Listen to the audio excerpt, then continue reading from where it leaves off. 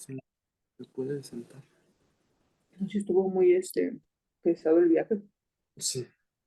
Y lo más divertido es que Ah, good morning, profesor Garrett. Buenos días. Buenos días, ¿cómo está? Muy bien. ¿Y usted? Bien, bien, gracias, bien. Hace mucho frío acá. Hace frío. ¿Usted está en Cholula ahora o está en No, en South Carolina. Carolina del Sur. Carolina? Ok, ya, ya, ya. Pero, how's the weather? It's cold. Oh, cold, cold. Yes, Just yes. today. A couple of days ago it was 33 or 35. Now it's down to almost zero. Oh, well. Okay, I was looking at your paper. I'm very interested in hearing your talk today. You saw the final version that I Yes. sent. Okay. Okay. And not, I don't added too much contained material, but I get organized in a better way. Mhm. Well, I'm very interested in what you say about Grossman algebras as an application that's related to my work. Yes.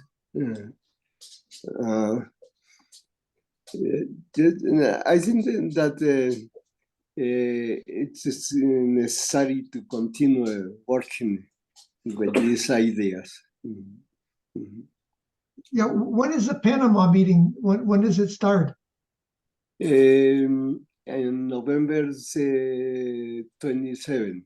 Okay, so pretty soon. Yes. Then you don't send any work to this meeting. No, I'm not going. No. I'll be coming down there in December to Mexico.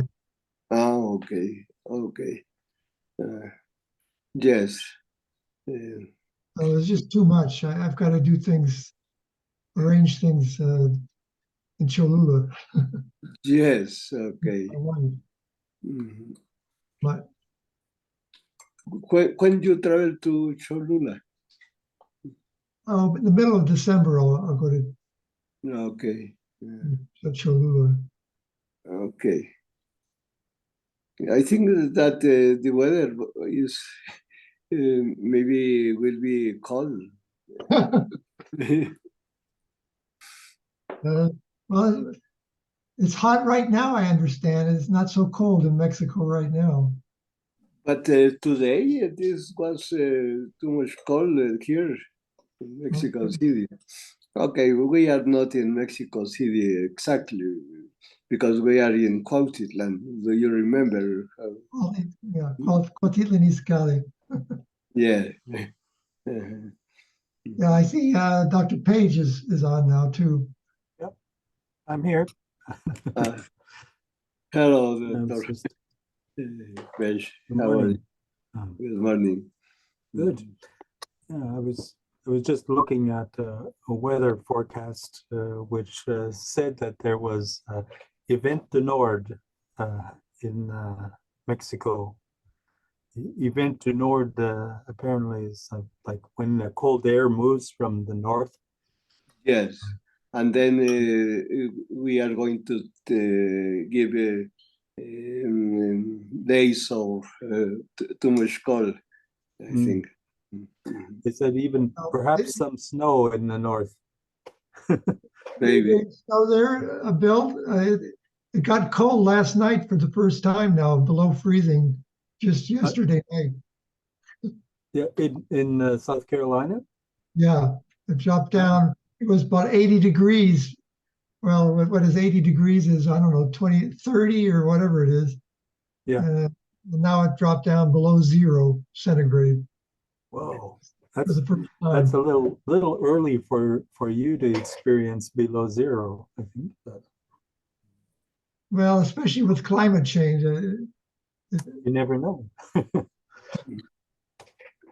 How is the weather in Canada, Dr. Besh? Pretty normal for this time of year. It is a little bit below zero at night and above zero during the day. So it's nothing extreme at the moment, Okay. but it won't be long. It'll be getting cold quickly now. Yes. Yeah, so today we're going to review your submission to the Panama meeting, I think. Yes, we can start with this point if you like. Mhm. Mhm. Yeah, I think. Okay. When you think it is time, I can start. Okay. I don't know if our third participant will show up. I didn't hear anything from him, but he wasn't at our meeting last week or the last time we met. So perhaps he's become occupied with other things. I'm not sure. So I think it's 5 minutes after, so I think it's probably okay. You continue and. Okay, maybe we can start now. Okay. Yes. Yes. Okay. And, I'm going to find the paper.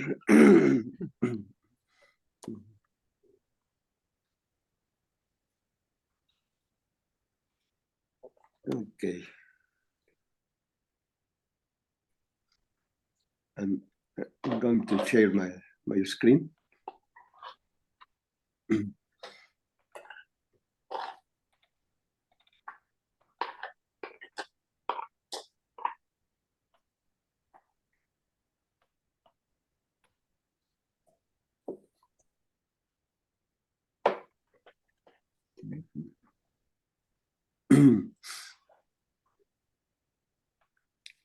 Can you see Yes.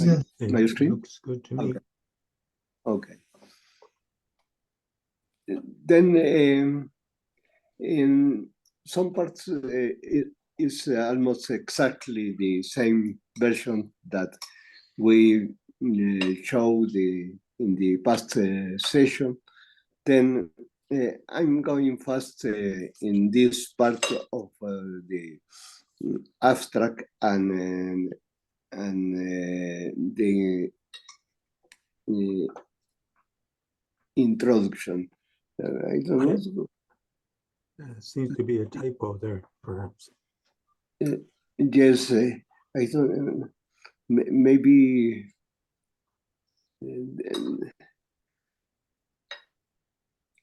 it is.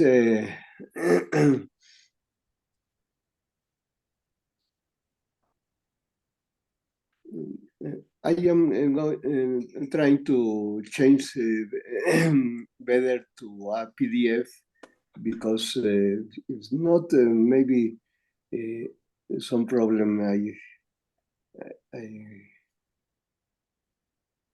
But sorry, a moment.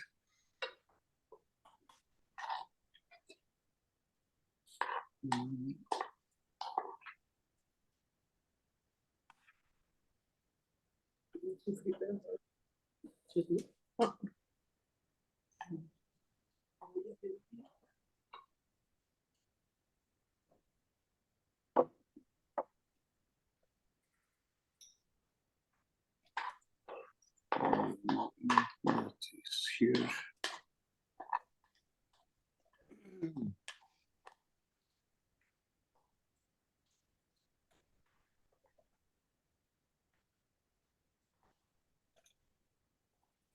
cannot find here how to change this version to maybe here I share a copy, but no, here no.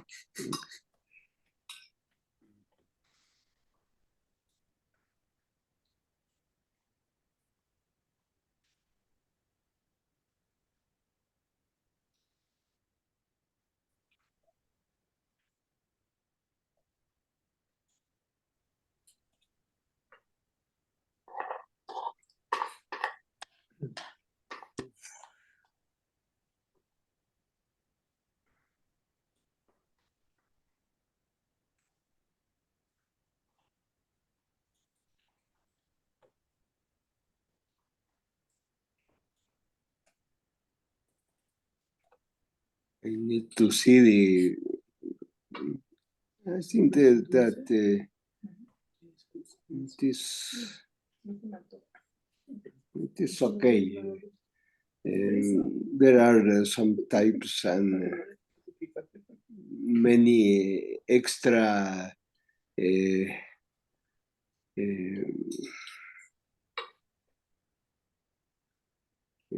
notations, but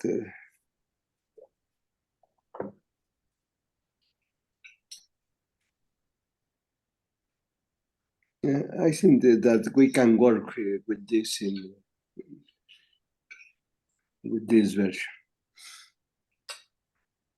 Then how I said, They're both pretty clear. You can work with either one is fine, really, I think.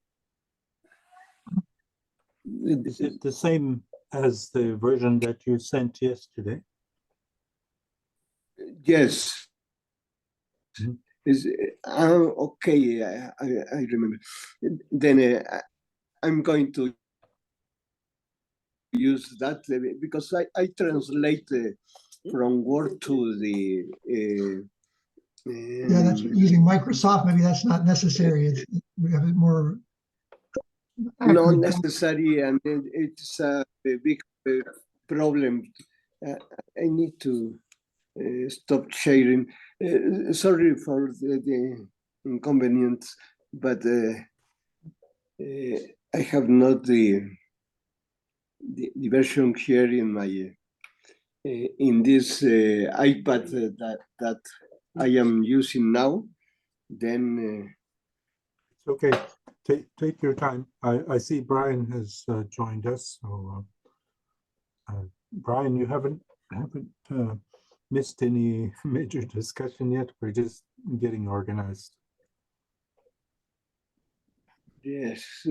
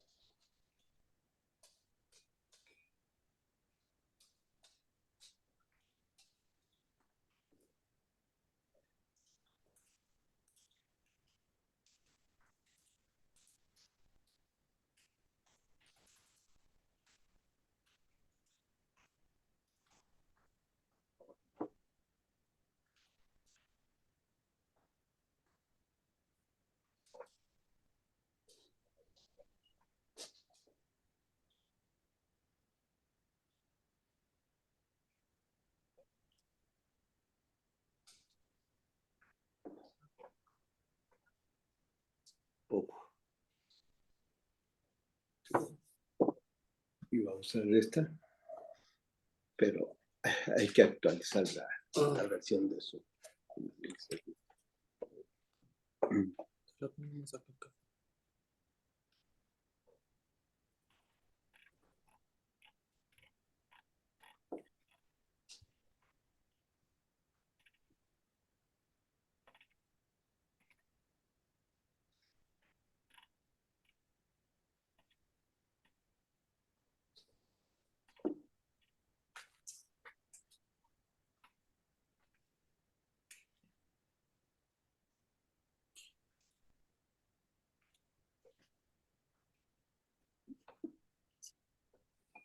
De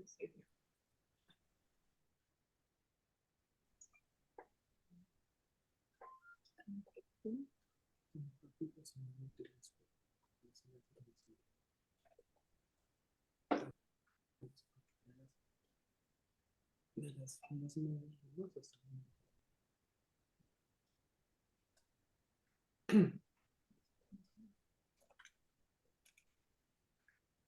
Piensa ahí, ya tienes un plan. No, no me gusta la flor, pero sí, tienes un plan.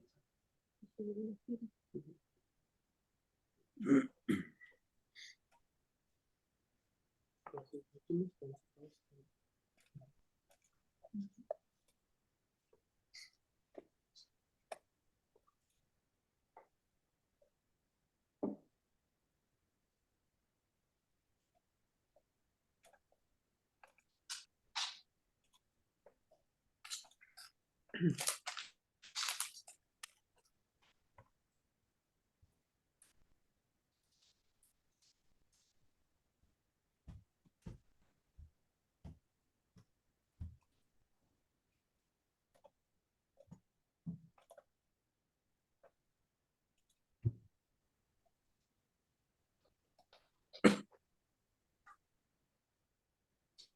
No, Fritz, no. Allá no. Acá. Acá.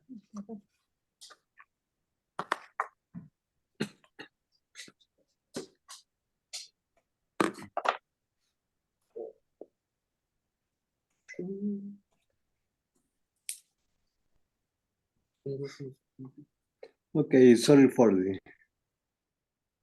the light. I think now it is in my computer. And, again.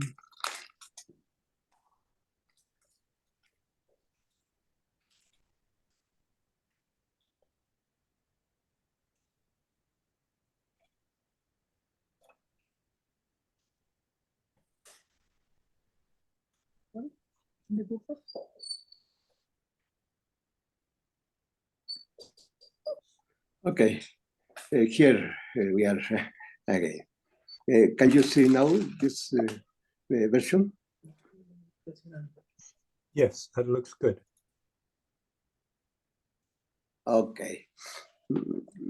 Better. Yes, I Yes. changed it to latex because Word is a problem with formulas and figures. Then it is better to work in this processor. Mhm. Okay, then abstract is the same that we saw the past days, and about the discussion in terms of the relevant apportation of Newton, Leibniz, and later Trussell and Frenzel and Laver. I think that all of this is the same. Then we go to the formal definition, and in the formal definition, again, we start with the definition of an algebra, because it is a central definition in the theory. Then after I define the class of objects and the morphism in the category of equilibrium states of bodies that in fact are F algebras. And then we have here morphisms between algebras that are the action of one body in another body and the automorphisms related with the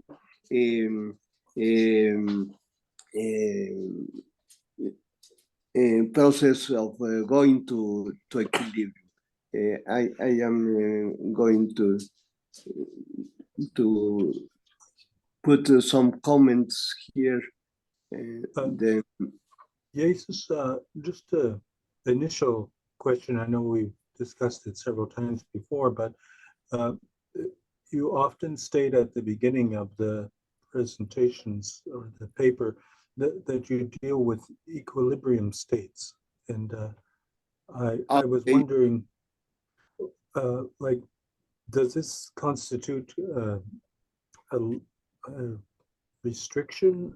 I mean, because we think of course, bodies undergoing change. So we're not, when we think of a material body, we don't necessarily think of it in some sense, at least not in thermodynamic sense, of being in equilibrium. So yes, but the idea is here in a more is more related with the process of making meditions of the state of an external body, and then meditions either needs equilibrium, because when we use, for example, a thermometer for take the temperature of another body, then we need to wait that this instrument will be in equilibrium with the other body. And in this way, it is used the terms of equilibrium. Then, when maybe I go to the with this idea to this figure that are here.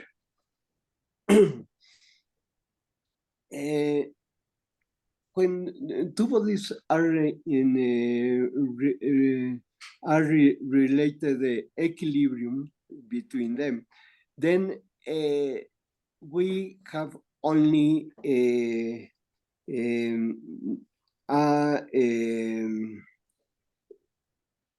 interactions that are identical with the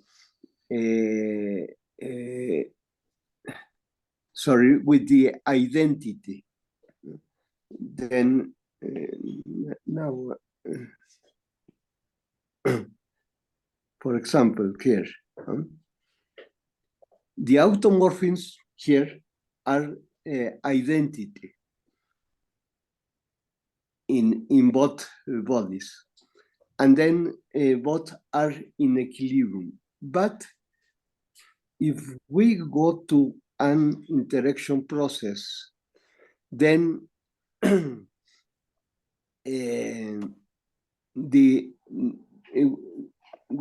can say that we have here a dynamics process, and then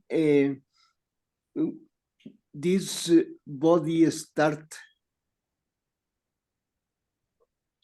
after it reach a new equilibrium state, and then this go through this interaction here.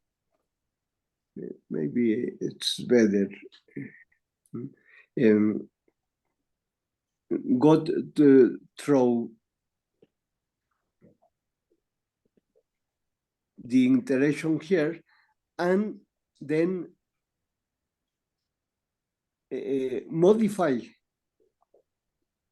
the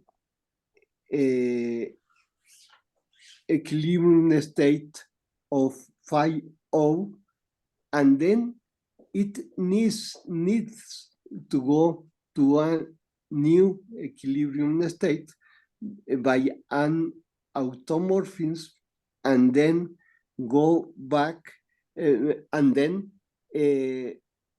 produce this interaction to the body phi j, and then this needs to go to a new equilibrium state, and then again modify the state of the body phi I. Then we can see the process like a continuum modification of equilibrium states in the between the bodies of the systems. In this term is used the concept of equilibrium here. And then this is the only way that we need, we can get this process of interaction.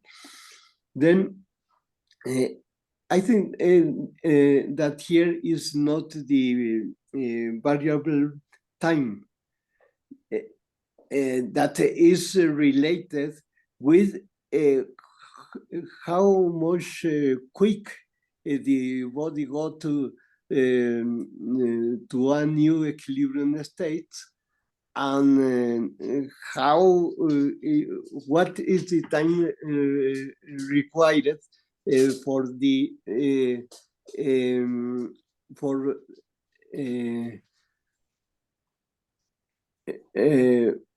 for the information going to the first body that perform the first modification of equilibrium.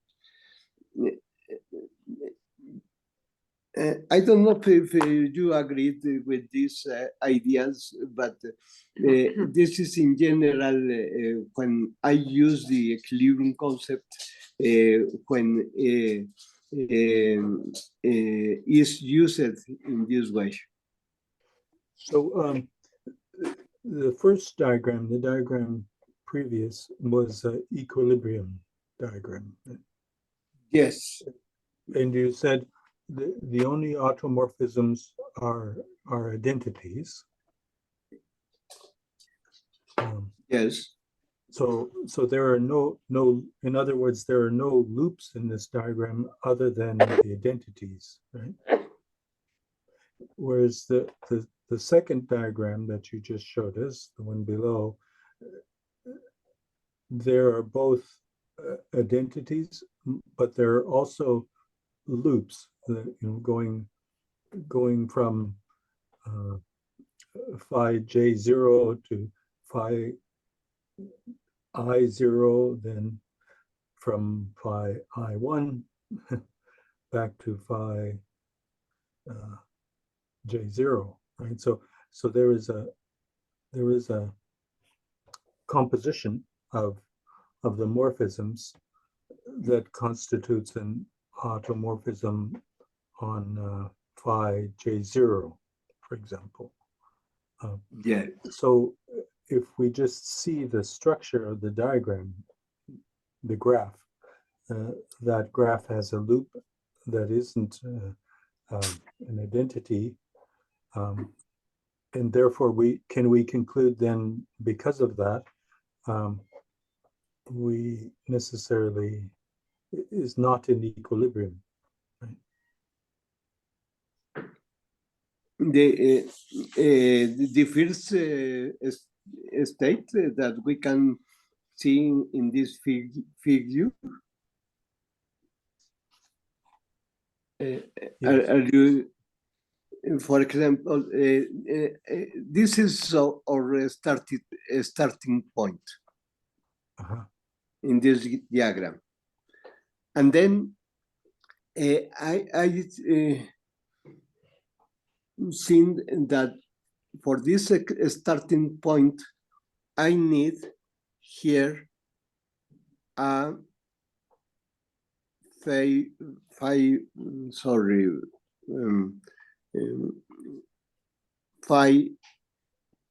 g minus 1 that is going to equilibrium. Then there is another process, a process before of this.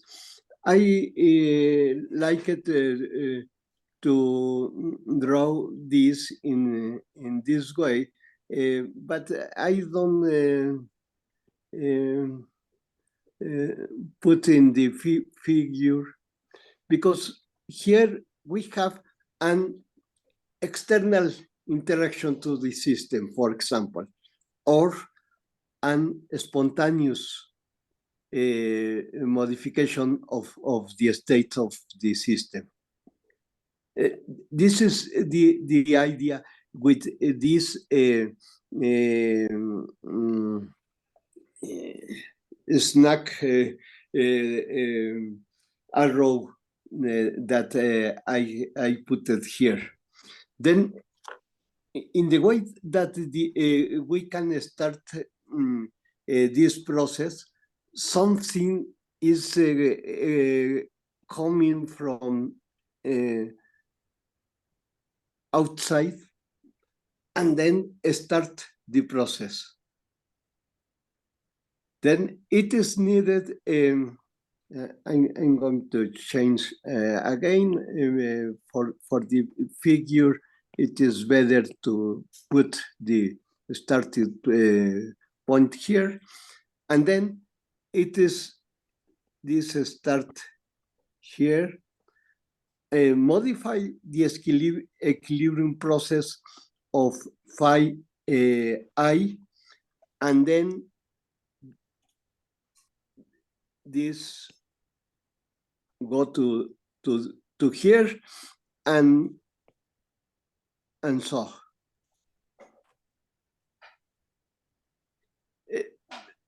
But an external interaction of, I think that we can say, an spontaneous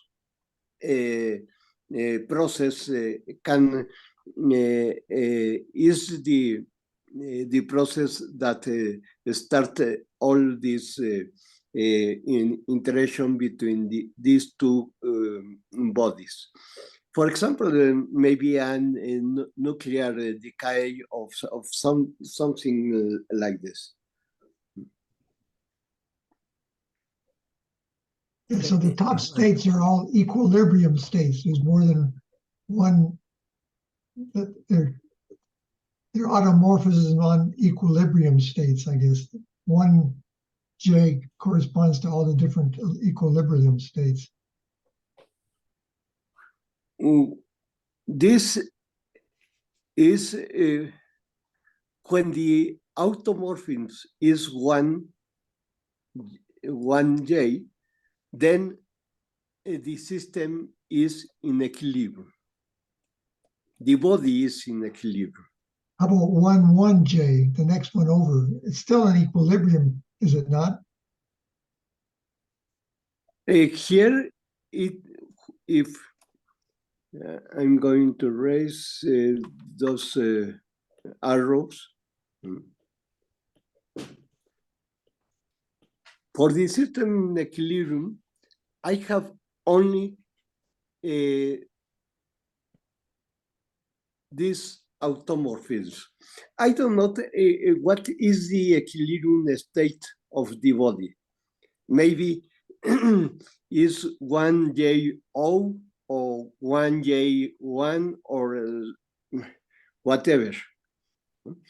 But if it could be the levels of an atom, stability states of an electron jumping from one orbit to another orbit, I would suppose, right?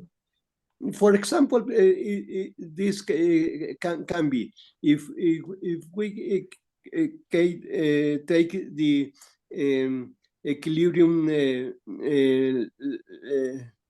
of the orbitals in one atom, then maybe the system is in one state, but how Einstein says, maybe we have between states. I can say that this state is, for example, this, and okay, this is this, and so. No? Okay, that's good. And then, if the system is here, okay, the atom, the electron in the atom is going to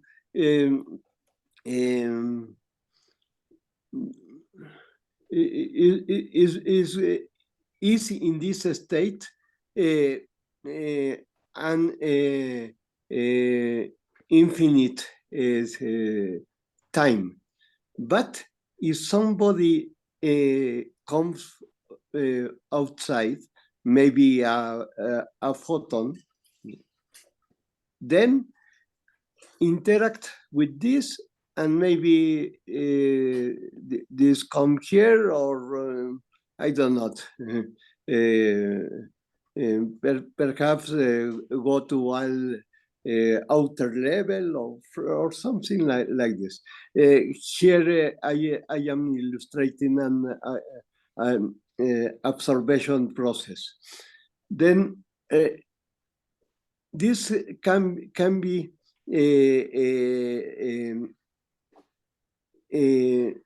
this is illustrating to us this automorphism.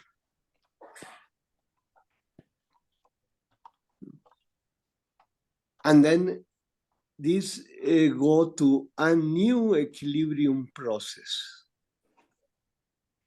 But when this go to one new equilibrium process, then start an interaction with the other electron that was in equilibrium before.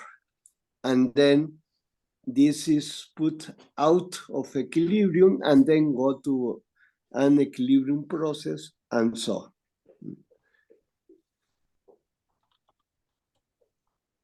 This is the idea in general with these schemes that I am using here.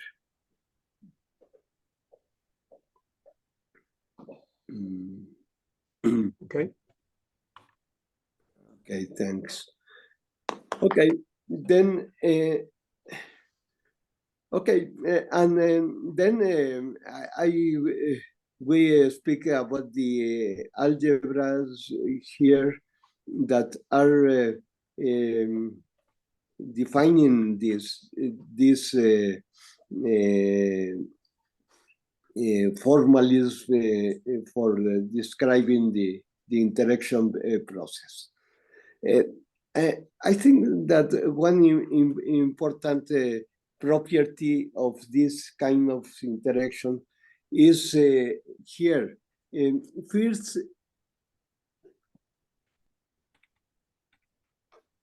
the automorphisms are covariant functors. Then I am taking morphisms from one category to the same category. This is the category phi s. Okay, it is in the equation, and then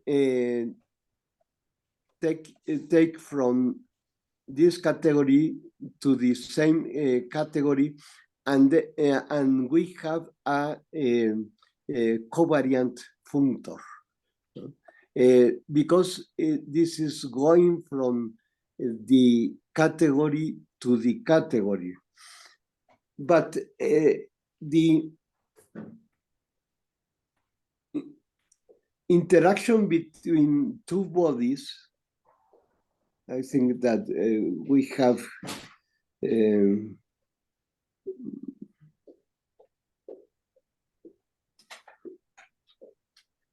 okay, we have here interaction between two bodies is in a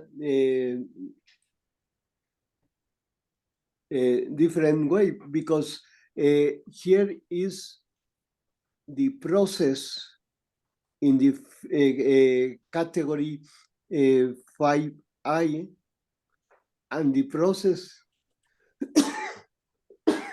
sorry, in the category 5J is in fact in the opposite category. Then here we have contravariant functors, and it is too much interesting because these two kind of functors that we are using are the dual process in this interaction, and then they give to us that the structure of interaction are adjunctions that in fact are monads that we can express like algebras. Then I think that this is the central ideas here for the for this proposal. Okay, then I don't know if I got too fast to this, but after of defining this algebra, then we can define more properties of the systems, and then define the concept of observer. Then an observer is a triplet that is a contravariant functor, a covariant functor, and a morphism that is we are going to see that are a natural transformation. Then this is the definition of yes, Professor Pesch. Oh, yes, you adjusted the zoom. On my screen, it was cut off on one side, but now it's correct. Okay, thanks.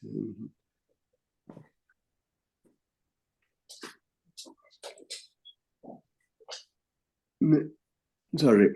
And now we have here in this diagram the definition of observers. First, we put the observer realizing tasks of measurement of external systems that are only this process of interaction that we have defined before. And after here we have a new diagram that is the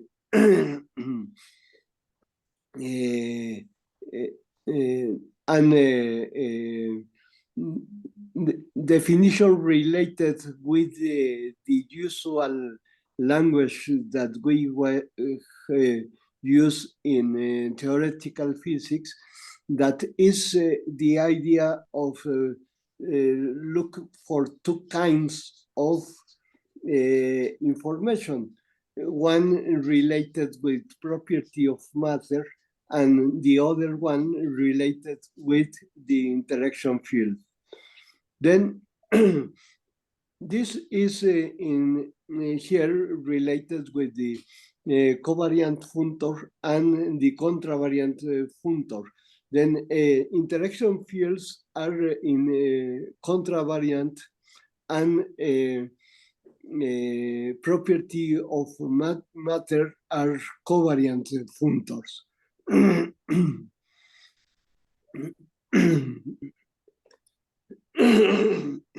Sorry, I need to drink some water.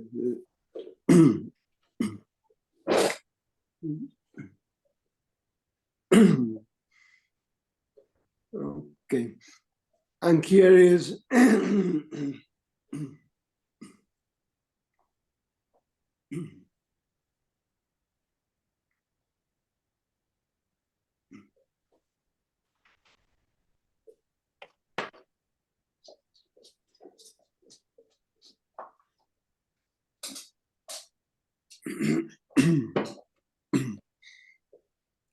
okay.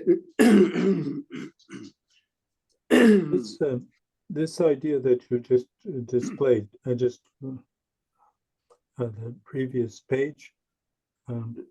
Here, you referred this one. This diagram looks interesting to me. That you make the statement that light is invariant process. This. How can I distinguish between something being invariant and something being in equilibrium? I think that it is arbitrary selection. Because Einstein made when he established the postulates of relativity, special relativity, he select velocity of light like an invariant. So invariant, it means the same for all possible observers? Yes, then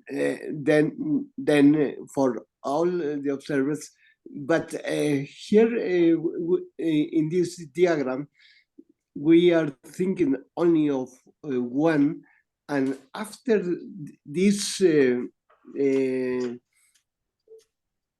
observers need to exchange here in this need to exchange information between them, and then they use this invariant that they select like the base of this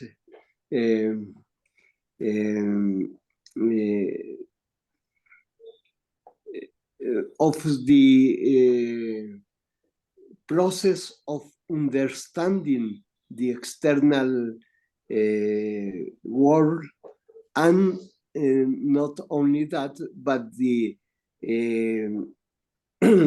way of formalizing the exchange of information. I think that first, if we put out by the moment the word light here in this diagram, for example, then we need to select a recurring process like time.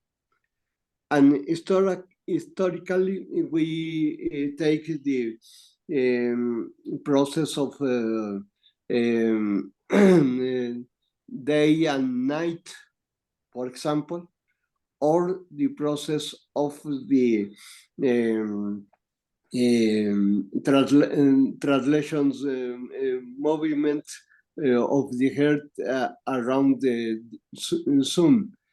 Then we need to select a recurrent process. Here, there is more problems, because how these observers know that this recurring process is harmonic, for example. And I don't know if some, in fact, some days we can say that the process takes different time, different absolute time to get the complete process of day or night, for example. Then, but then we decided that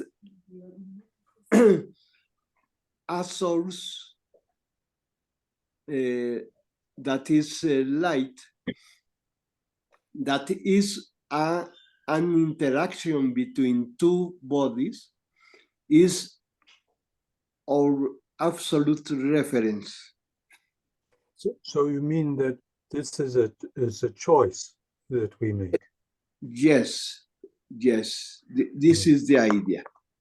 So if we chose, for example, the exact length of a day, we would find that there are, compared to light. So compared to light, the exact length of the day perhaps varies very slightly, like some milliseconds.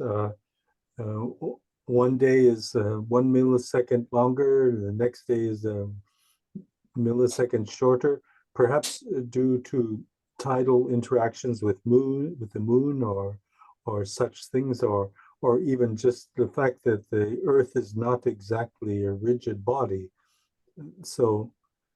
But in spite of that, if we choose the exact length of the day and we try to describe physics with this exact definition of, as if the day was exact, then we perhaps have some complications, right? That it's yes, and I think that we can have a different physics, for example. But your argument is not that it is incorrect, perhaps, to choose the exact length of the day, but perhaps inconvenient, since our physics would become, at the very small scales, would become much more difficult.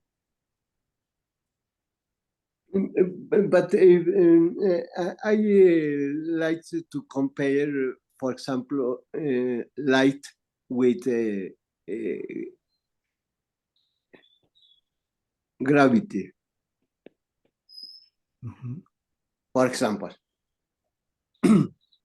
Then, when gravitational waves was detected by LIGO, we are supposing that the speed of gravity waves are the same that the speed of light.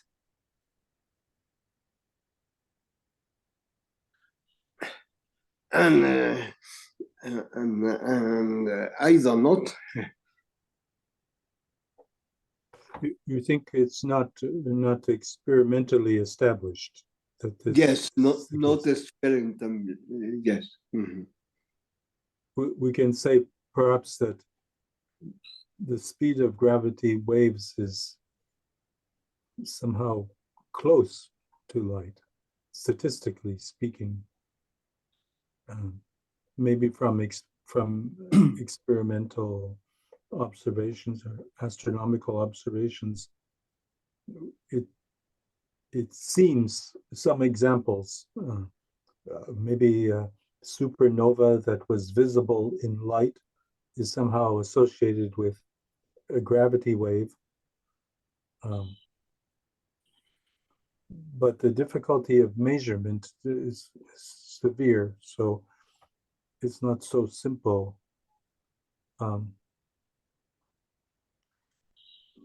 But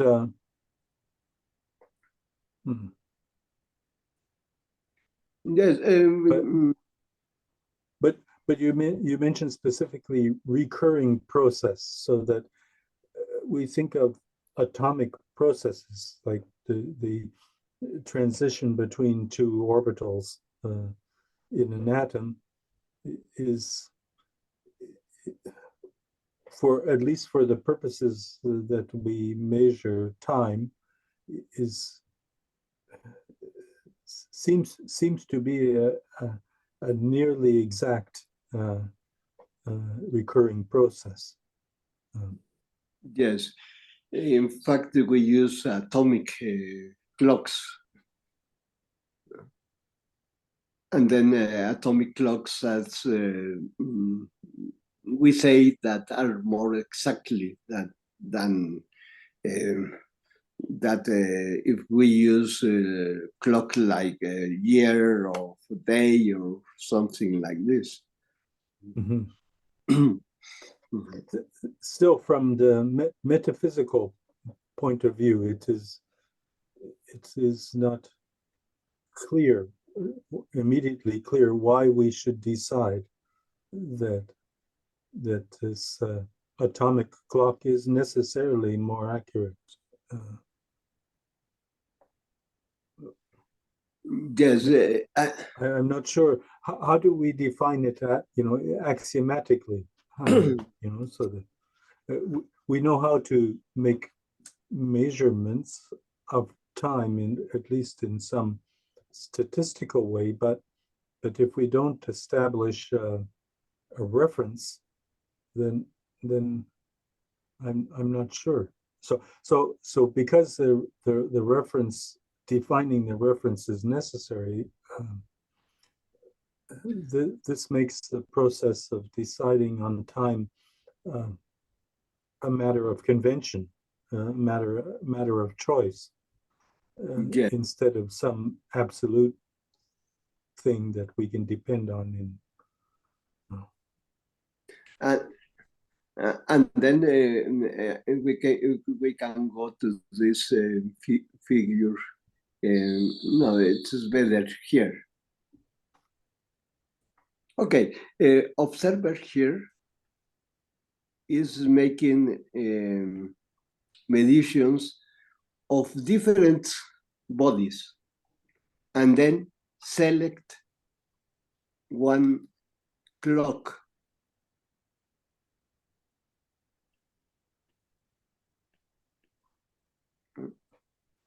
This selection is arbitrary. And when he selects this like clock, then all of these are space-time, is space and properties of matter. So those like different inertial systems, I suppose. Yes, but this is the important one. This is the important one.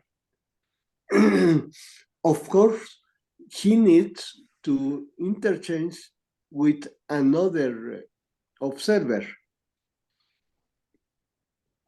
We can say psi 1. And maybe he select another like clock. In a different inertial system or something. And then we are going to have a different conception of time and space. But then they need to interchange information.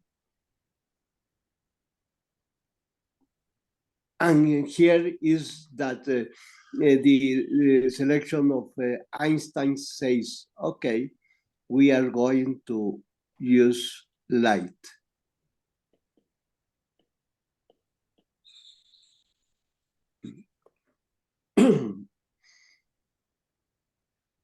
That is the way that we can interchange information, and then in this way, time O and time 1 are related.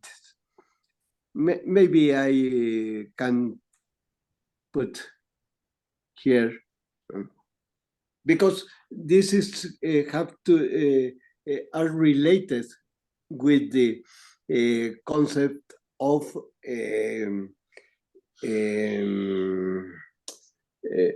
recurring process. Then for observer 5O, he looks this in this way, and observer 5.1 looks in this way. And then here, using light, we can say that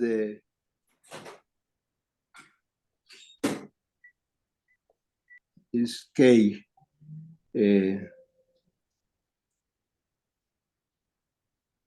For example.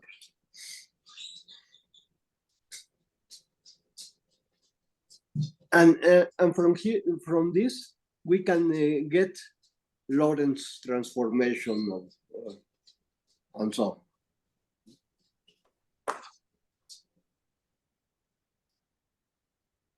Then this is the idea, and this start with this diagram that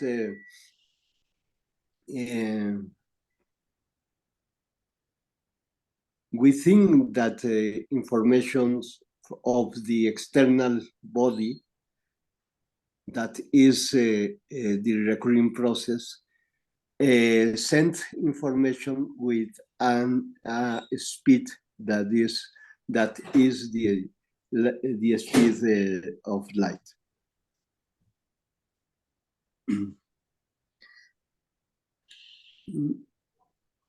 So I guess the whole purpose is to demonstrate that category theory is sufficiently rich to describe all these processes by what you're talking about, by different. Yes, this is the idea. Category theory, fitting category theory to the basic ideas in physics. Yes, and then you can see category theory, for example, and with the structure of this interaction that we have a covariant functor and a contravariant functor, and find that this phi here in the definition of observer is too much important, because this is a identification of the measurement process of observer, this phi. And then when we define an observer, we are not only selection in these algebras that are here, but we are selecting in more arbitrary way. Sorry, I say this algebra when I mark it for the functors here, but this is not the algebra, but are elements of the algebra that are related with the external body that we select. But there is an aspect related with the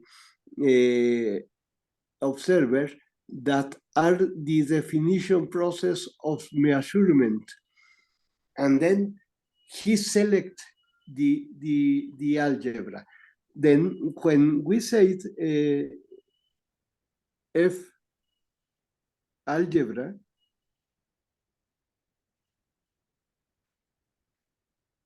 we are relating this with this.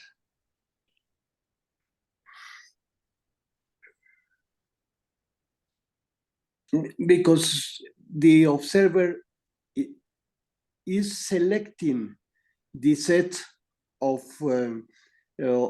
scalar fields that are related with the description of equilibrium of the external body and himself.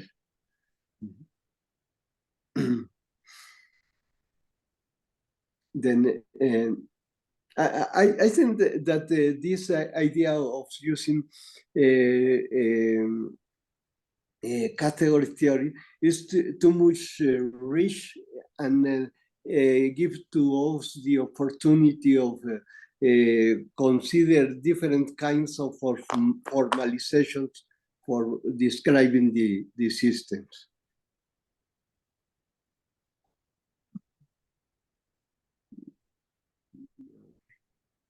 This is the general ideas here, and after, okay, I used an implementation, of course, using Grassmann algebras, and then with these Grassmann algebras, we can define the measurement process that is defined here in the Cartan's lemma, and the definition of observer that is here. After that, observer define one process that is related with time. Then we have here this definition of space-time, and okay, and one important thing is that then when we describe this system, we are defining the physical, we are identifying the physical laws that are associated to the systems that we are studying.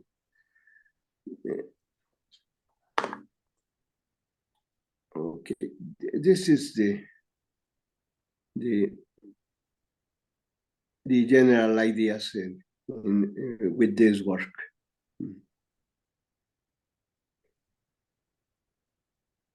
Okay, I think that for me it's all that I can to say today. Okay, well, for me, the part where you bring in the Grossman algebra is where I understand the duality that you're talking about, but that's my most recent work is showing there's a second kind of duality, which I call local duality, which, you know, usually duality itself is represented by vectors and covectors, which now you're identifying as waves and particle duality. But there's also a second, and that's also the geometric algebras involved are called mother geometric algebras, because you can define any other geometric algebra in terms of the so-called mother geometric algebras. But now the second kind of duality, which I've been talking about for, I don't know what, a couple of months now, there's a different type, what I call local duality. And I think that's more closely related to the ideas of quantum mechanics, and a single, whereas usual mother geometric algebras are associated with two Grossman algebras dual to each other by the usual co-vector-vector idea. The local duality is related to a single Grossman algebra using the wedge product. If we have time, I can actually show you my most recent. I've actually finished this last paper. I can flip that on the screen. You can see what I just finished the last couple of days, which I'll probably start by posting on my ResearchGate page today. I'll post it. If we have time, I can show some of those ideas maybe. Okay, for me, I think that we can. I can stop here.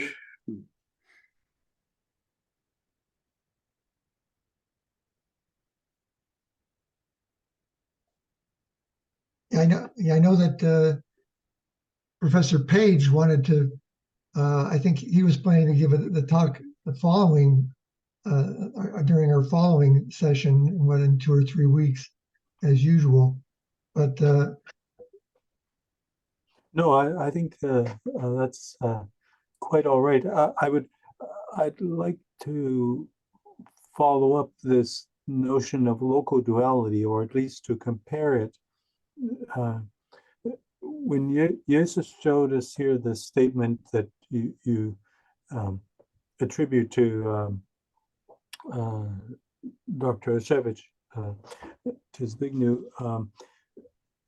the idea that wave and particle duality or complementarity in physics is somehow related to this vector-covector duality in linear algebra.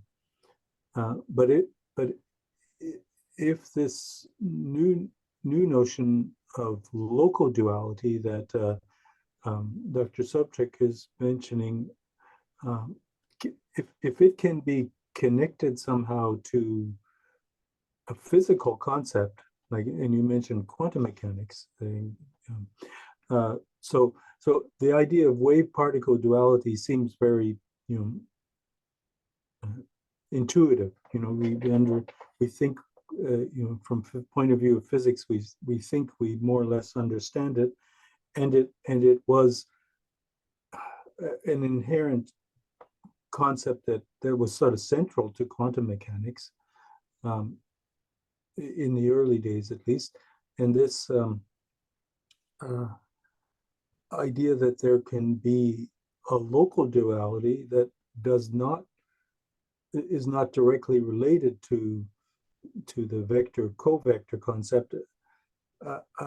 I think that's intriguing, but I have no intuition, like, in a sense. I have no model for what this local duality if you might let be. me, I'll share my screen, and I'll show you my most recent definitions, which I hope clarify exactly what that relationship is.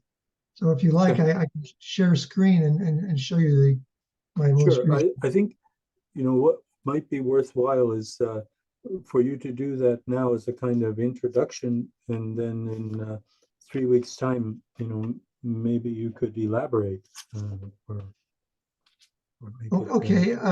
So if you will, I'll share screen right now then. Yes, please. Okay, let's see if I can get everything here going. I guess this is okay. Okay, is that good? Yes, it looks fine. Yes, we can see. Okay, so let me, okay, so this is, again, the introduction, but I won't spend any time on this since we've already talked about this before. But let me go to the next section where I start with basic definitions. So I try to clearly distinguish between these new, what I call two different concepts of duality. local and global duality? Well, first of all, I define as usual a null vector is a vector which has square 0. So everything that's the basic construction is in terms of null vectors. Okay, and I say two, this is the global, what I call global duality, which is what you're, the only duality you're referring to, where you take two Grossman algebra. You start with two Grossman algebras, which I denote by AN and BN of n null vectors. And Bn is n null vectors, so they both generate separate Grossman algebras, 2 to the n dimensional Grossman algebras. And now I introduce, if you will, a metric. I say that these two any two basis vectors of AN and BN are related, globally dual to each other, if for every null vector in AN, there's in every null vector Bj and Bn, that the inner product, which is represented in Clifford algebra by the symmetric product, AI Bj plus Bj AI is equal to delta Ij. So that's is very close to the idea of covectors and vectors.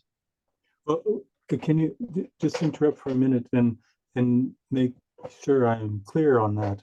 So in the usual Grassmann approach, we don't talk about an inner product, but rather we talk about the operation of insertion, right? So we might say that we insert a vector into a form, and then the result is a scalar.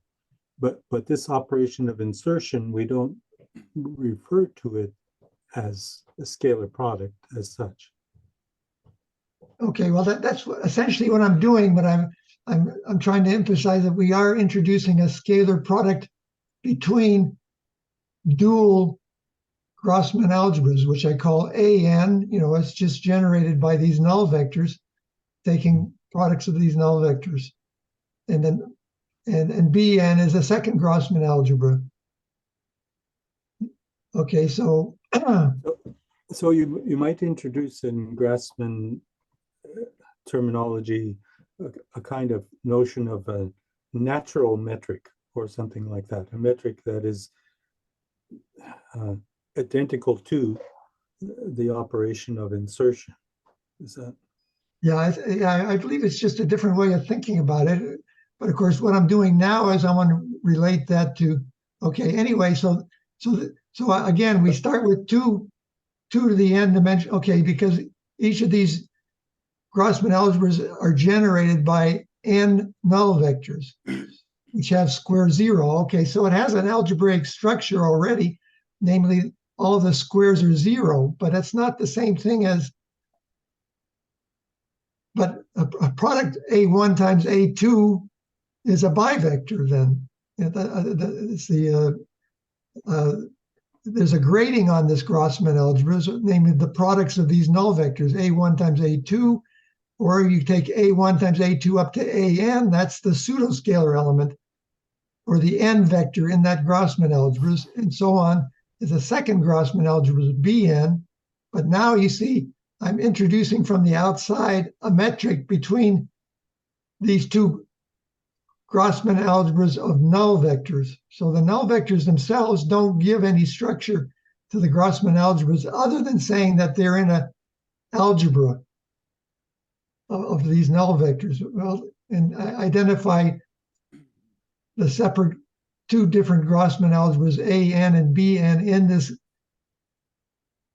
universal algebra of null vectors. Okay, But, so excuse me, Professor Garrett, but here then you are getting the product of these two elements of these algebras, and then we need that one element of the algebra is a covariant, and the other one is a contravariant Well, that's, you can identify it that way, but I'm saying that the AIs are anti-commutative. A1 times A2 is equal to minus A1 times A2, because you can see in this relationship, delta IJ. Yes, and this delta ij is a scalar. That's right. Then- That's the usual delta function. I equal to j is equal to 1, and I not equal to j, the delta function is 0, as usual. So you can see that introduces, for I not equal to j, the AI and the bj are anti-commutative, because AI bj is then equal to minus bj AI. So together then they generate a two-dimensional geometric algebra GNN, where you're defining. But as Jesus said, you have no, you cannot distinguish, the first Grassmann algebra from the second here. You make no assumption about them being different in any way. Whereas conventionally, you would refer to one of the algebras as covariant and the other as contravariant. Yeah, that's right. But I'm not making that distinction. I don't use those terminologies. I just say that all these null vectors, AN and BN, are in a super universal algebra of null vectors, which obey all the usual products of matrix multiplication. So it's an algebra of null vectors. Is, for example, if you use an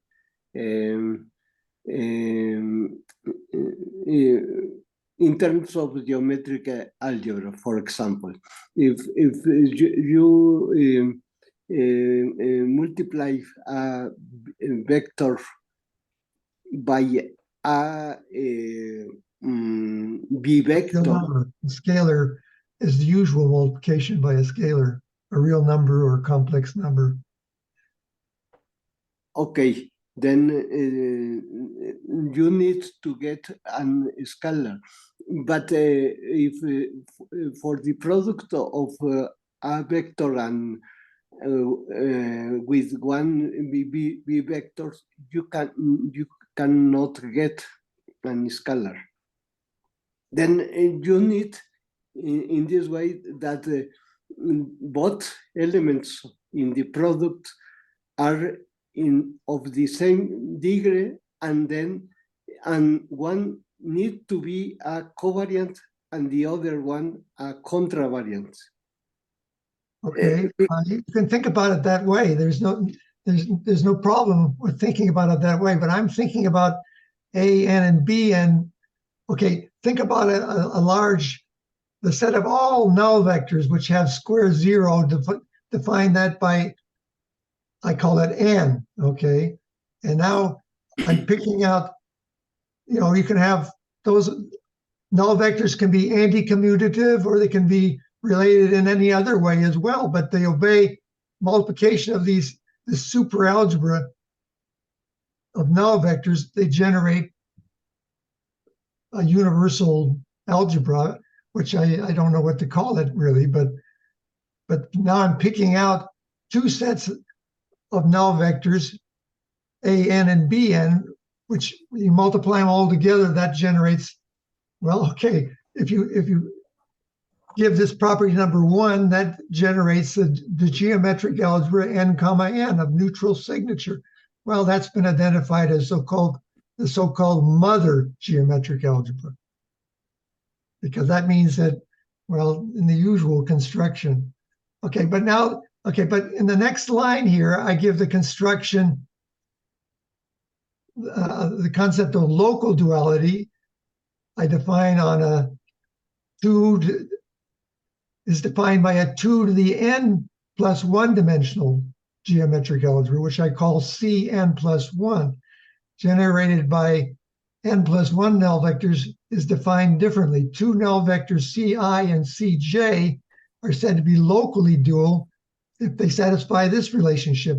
Well, that's different. You can see that then the relationship 1 and 2 are different from each other.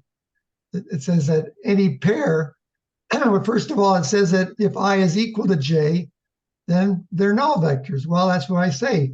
It's a Grossman algebra generated by null vectors, okay? Because ci.cj, ci.ci is the same thing as ci squared, 2ci squared, and that's, well, when I is equal to j, that's 1, so 1 minus 1 is 0. So each of these null vectors in this Grossman algebra generated by n plus 1 null vectors are satisfy this property. And then that generates a geometric algebra with Lorentz signature 1 comma n. Okay, so and now this Grossman algebra is generated with the wedge product between the elements. Okay, well, now for n equal to 1, the concept of global and local duality are identical, because in this case, we just choose C1 equal to A1, C2 equal to B1, and then it'll satisfy both these properties, 1 and 2, okay, because that's what we see here. A dot B is equal to 2A dot B is equal to 1. And the same thing for if A is equal to A1 and B is equal to B1, then they're identical concept in this simplest case of the geometric algebra G11. And that's what I'm saying here.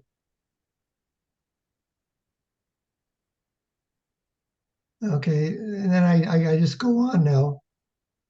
The next simplest case is when we have two vectors, A1 and A2, and B1 and B2. So we have two Grossman algebras, and I'm introducing what you call the covectors. The B2 are the covectors, and the A2 are the vectors. But now you see, well, I worked for years on this idea of a standard basis of this geometric algebra G22, and G13, of course, is the famous Dirac algebra. So I talk about the simplest cases here, and now I can relate. Well, okay, well, then you have to get into more details, which go back to my previous works. But the Dirac algebra, for example, is E1, F1, F2, F3. E1 squared is equal to 1, F1 squared equal to -1, F2 squared -1, and F3 squared -1 as well. But now you see I want to relate these two bases here. Well, anyways, I try to clarify these ideas. But, okay, this is interesting the way this works, because now you see I'm identifying J is the usual imaginary number I equal to the square root of -1, which is not identified with, we're considering geometric algebras over the complex numbers now, where the scalar field are complex numbers, where I'm using J as I usually use the symbol for a pseudoscalar in, well, it could be a pseudoscalar in the Grossman algebra. In this first definition,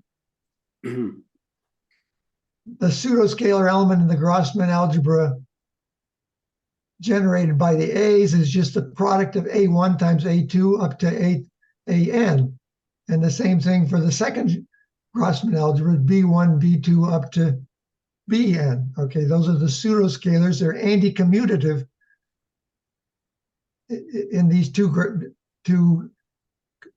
Grossman algebras and co-Grossman algebra. If you want to, I think that's what exactly Dr. Ojevich, Professor Ojevich, used to, in one of his the early conferences of geometric algebra, he identified the two Grossman algebras, AN and BN, and said they're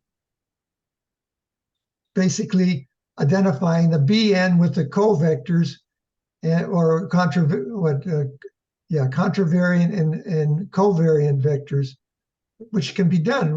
It's just a slightly different way of looking at it, which can be confusing, which is why we have to try to separate those ideas completely. And that's what I'm trying to do with these simple examples here. But with local Okay. duality, you've discarded that concept, right? Part was that? With local, what you call local duality, we no longer have that distinction. Well, that's right. So for local duality, I'm talking about the Grossman algebras where the Grossman algebra product is just the wedge product. Because now you see when I say this, I'm saying the wedge product is different than the geometric product.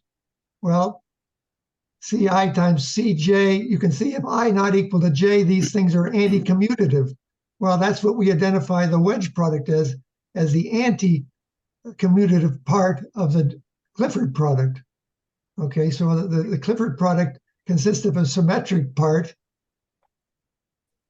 which identifies the metric of the Clifford algebra, and an anti-symmetric part, which identifies the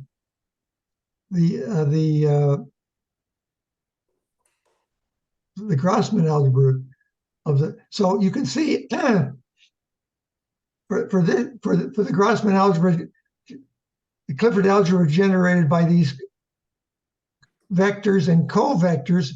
That Clifford algebra has a total dimension of 2 to the 2n dimensions, okay? Because the Grossman algebra, if you wedge all the A1 wedge up to AN, and then wedge that with all the B1 wedge B2 up to Bn, then you have, a Grossman algebra of 2n dimensions, where the wedge product, you see, you have to introduce the wedge product in order to distinguish, to treat the null vectors in AN and the null vectors in Bn separately. So the wedge product now in the 2 to the 2n dimensional Grossman algebra is the sum AN union Bn. You see that 2n null vectors. So that generates a Grossman algebras with the wedge product of 2n, 2 to the 2n dimensions, and that's the dimension of the geometric algebra when you have this metric 1. But if instead now in local duality, you start with only n plus 1 vectors, well, just n plus 1 vectors. So we're talking about a Grossman algebra of C1 wedge C2 up to Cn plus 1. Okay, and that's the pseudoscalar in the single geometric algebra, which is different than the pair of Grossman algebras related by this relationship. They satisfy this local duality condition that any two, that's the difference, any two null vectors in this Grossman algebra, Cn plus 1, has inner product equal to, well, you can see I not equal to j, that's 0. So Ci dot Cj is equal to 1/2. Every pair of null vectors in this Grossman algebra generated by n plus 1 null vectors have inner product equal to 1/2. And that exactly identifies as what I call the father geometric algebra. I say this just as n, the neutral signature is called the mother geometric algebra, and that's closely related to covectors and contravariant and covariant vectors. The father geometric algebra of the Clifford algebra is G1n of Lorentz signatures, and that's, I think, is a new idea, and that's what I call local duality. Is associated with the Lorentz signature rather than the neutral signature n comma n. So that's what this whole paper is about, trying to separate those ideas and make sense out of it, even though it's slightly different. Okay, well, that's, of course, this refers back to my previous work with what I call the spectral basis. But the interesting thing here is that if you look at these matrices now, look at this matrix. If you put square root of minus 1, square root of minus 1, 1, minus 1 in here, the inverse of that matrix is 1/2 minus j, 1, minus 1. Well, that's kind of like a Hermitian transpose, right? You take the Hermitian transpose of this matrix, you get exactly, well, 1/2. That's the interesting thing. you have to tag a 1/2 in front of it. So A1, A1, B1, B1, B2. Well, you can see what I'm doing here. Let's see, let's look at this right here. So gamma, well, okay, you have to go into these definitions more thoroughly, but anyway, you can see how I'm not going to spend a lot of time on it because I know that it has very unusual properties, which I reduce to properties of matrices, which is what I'm talking about here in matrix representation. For example, and that's where I'm getting this block matrix structure, which is extremely important for talking about the Dirac algebra. We know the Dirac algebra consists of polyalgebras as a block structure. If you look at the definition of the Dirac algebra. So I'm relating that to these ideas here, and where I'm now defining these block structures, which I call omega 2 rho. Okay, so that's where I'm defining up here. So defining, I define this matrix here as omega 2. So the omega 2 is the block matrix 1, 1, 1, minus 1. And if you take this thing, if you multiply 1, 1 times 1 minus 1, that's a symmetric matrix. And if you multiply these two matrices together, you get 2 times the identity. And that's why the inverse, usually with vectors and covectors, if you multiply the transpose of a time, you get the identity matrix. But in this case, you only, if you have A1, B1, A2, and B2, this matrix has an inverse, which is, again, Hermitian transpose adjusted with this factor 1/2. So I say that, okay, anyway, you can see you have to look at these things in more detail but you have a very, okay, notice this thing. Just looking at the matrix, you can understand that more easily. Okay, the matrix 1 over the square root of 3, 1 over and so on times C1, C2, C3, and C4. Remember now, that's the basis of the Dirac algebra, E1, F1, F2, and F3. Space-time algebra, as Hestenes would call it. But you see, I'm representing now that in terms of these omega matrices here. But notice this is the interesting thing here, that this relationship E1, F1, F2, F3 is 1 over the square root of 2, 1 over the square root of 3, 1 over the square root of 3 times C1, C2, C3, C4. Okay, but if we want to invert this relationship to find what the relationship is between C1, C2, C3, that's the dual basis relationship, the local dual basis, and this is the usual standard basis, which is the covector and vector basis, in this usual way of looking at it. But notice this thing. If you take the inverse of this relationship, you get 1/4. Look at this. This is 1/3, 1 over the square root of 3, 1 over the square root of 3. This turns to 1/4 the square root of 3, square root of 3, square root of 3, square root of 3. Notice these numbers in here. Well, you can check that this indeed is the inverse of that matrix, which is strange because it's not exactly the transpose. I'm calling it the local dual star Hermitian transpose. So you see, I'm trying to put these ideas together, relating it to the matrices that you can understand more clearly, because we all understand clearly matrix structure, which of course was invented by Cayley and starting in the 19th century. So these ideas have firmly fixed themselves in mathematics, as well as the idea of vectors and covectors. Well, I'm introducing now what I call local duality, which I'm associating with this this single Grossman algebra generated by 4 null vectors. they're all null vectors because C1 squared equal to 0, C2 squared equal to 0, C3 squared equal to 0, C4 squared equal to 0. But the inner product, when you look at the Clifford algebra that we're talking about, C1.C2 is equal to 1/2, C1.C3 is equal to 1/2, C1.C. All the inner products of distinct CIs are 1/2. And that's what distinguishes between a covector and a contravariant vector from what I'm calling this local duality relationship. I'm identifying this associated Clifford algebras with the Lorentz Clifford algebras, which are signatures 1, n. So you see that I'm calling those a father geometric algebras.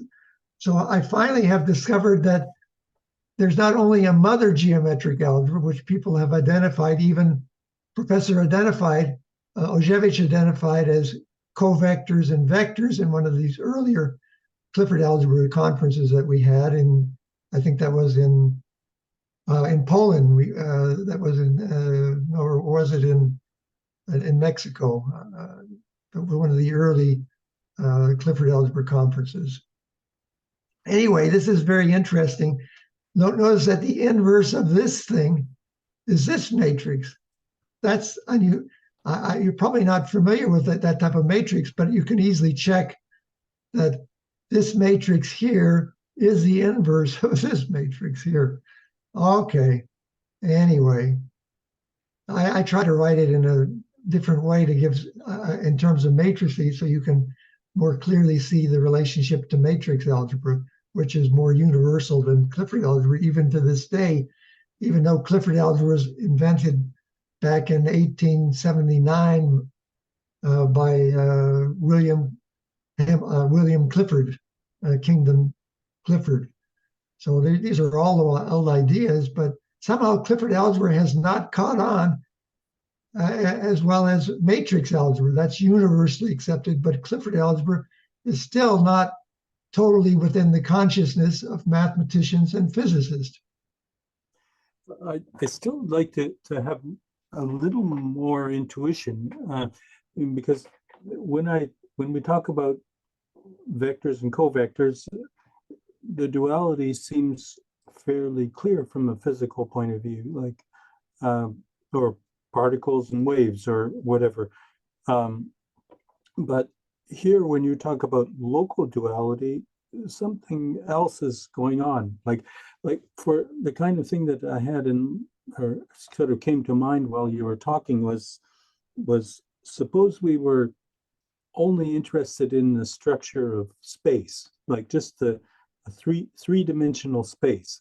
So if we had only this local duality, then to understand the structure of three-dimensional space, we'd need something four-dimensional, right? A Grassmann algebra. Well, you're looking at it right here in 10 and 11. We're exactly talking about.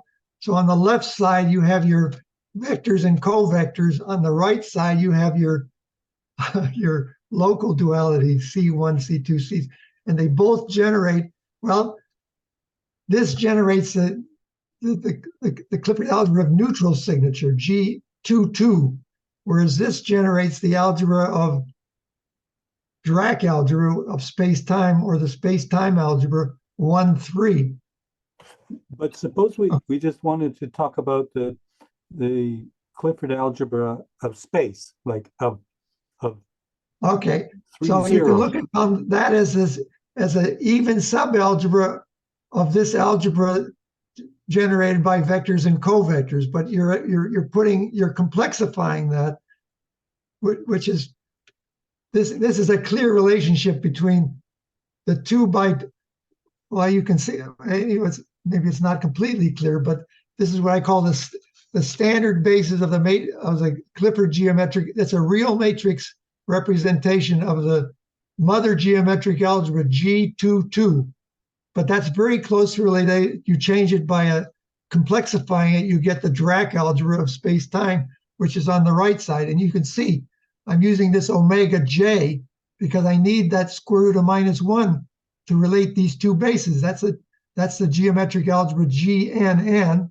or G22 That's called the mother geometric algebra, G22. And this is the Lorentz geometric algebra of space-time, or Minkowski space-time of signature 1, 3. Now, the even subalgebra is exactly the Pauli algebra. And of course, that's very closely, the ideas are all very closely related, really. And of course, the best thing is to look at them in the simplest dimension.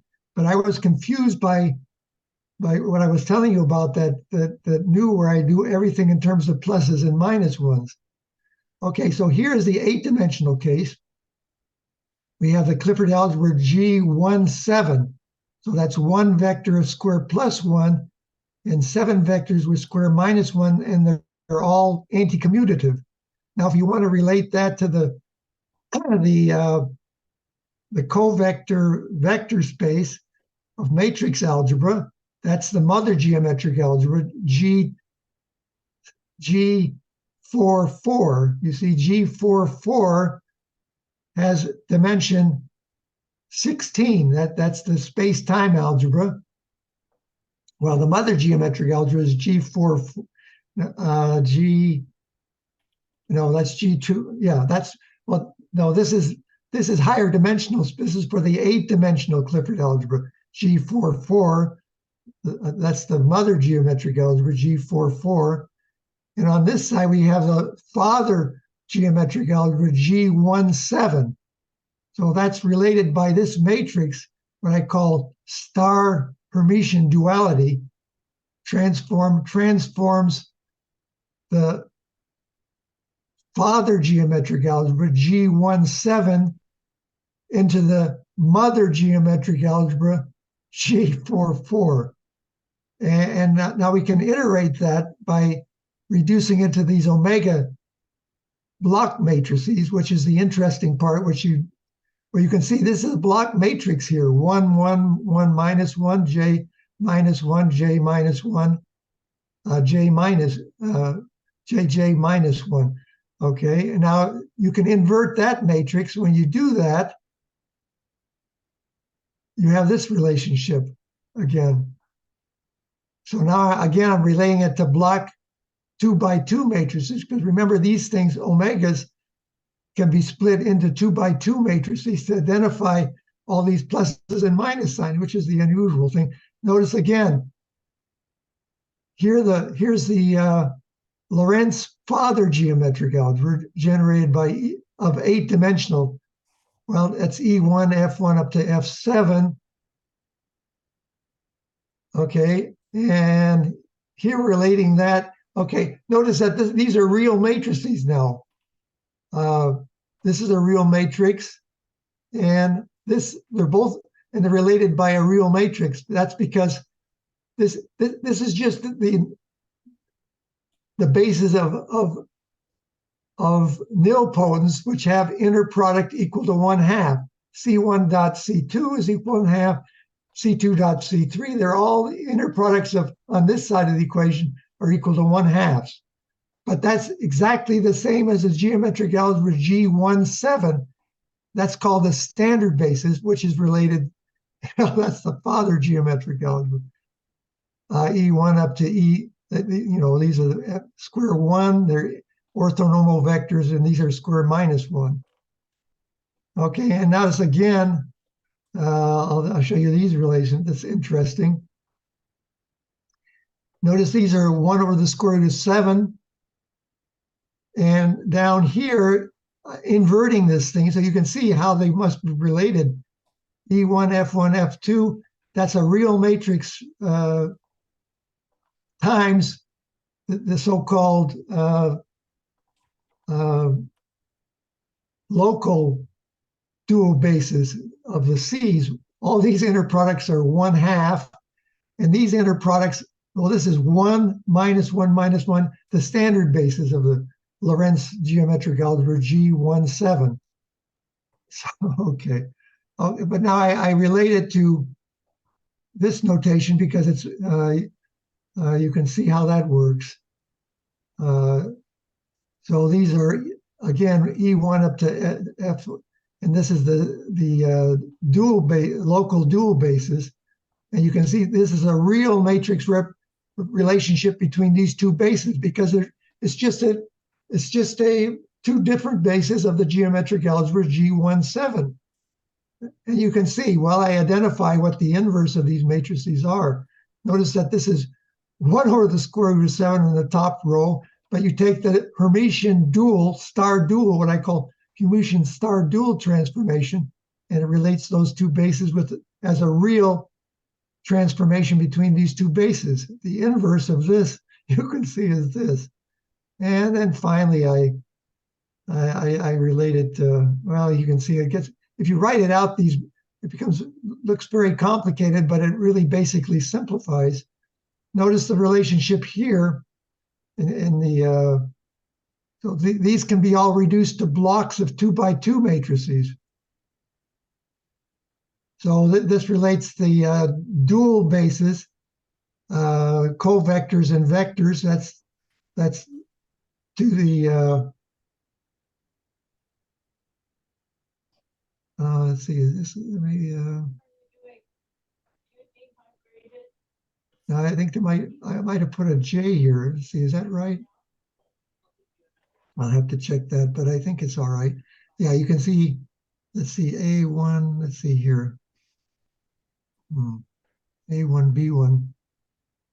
So this should be a J here. I have a misprint. That needs to be complex, because remember, this is the vectors and covectors on this side, and relating it to the Lorentz geometric algebra. This generates the mother geometric algebra, and this generates the father geometric algebra. So this should be a J. Rho should be equal to J here. Okay, that's what I have to change that. So that's a typo. Anyway, I say where I think that further research can be done, and I say, okay, let me just read the last sentence here. So I described the other papers which preceded this paper, which explain more clearly these ideas that we've talked about before. But now notice the last line here, I think, is interesting. Since the father geometric algebras G1n have now been recognized alongside the well-known mother geometric algebras Gn, n, one may wonder if there are other unknown siblings to be discovered. Well, I never really did like this name, mother and mother geometric algebras. That's the neutral signature geometric algebras.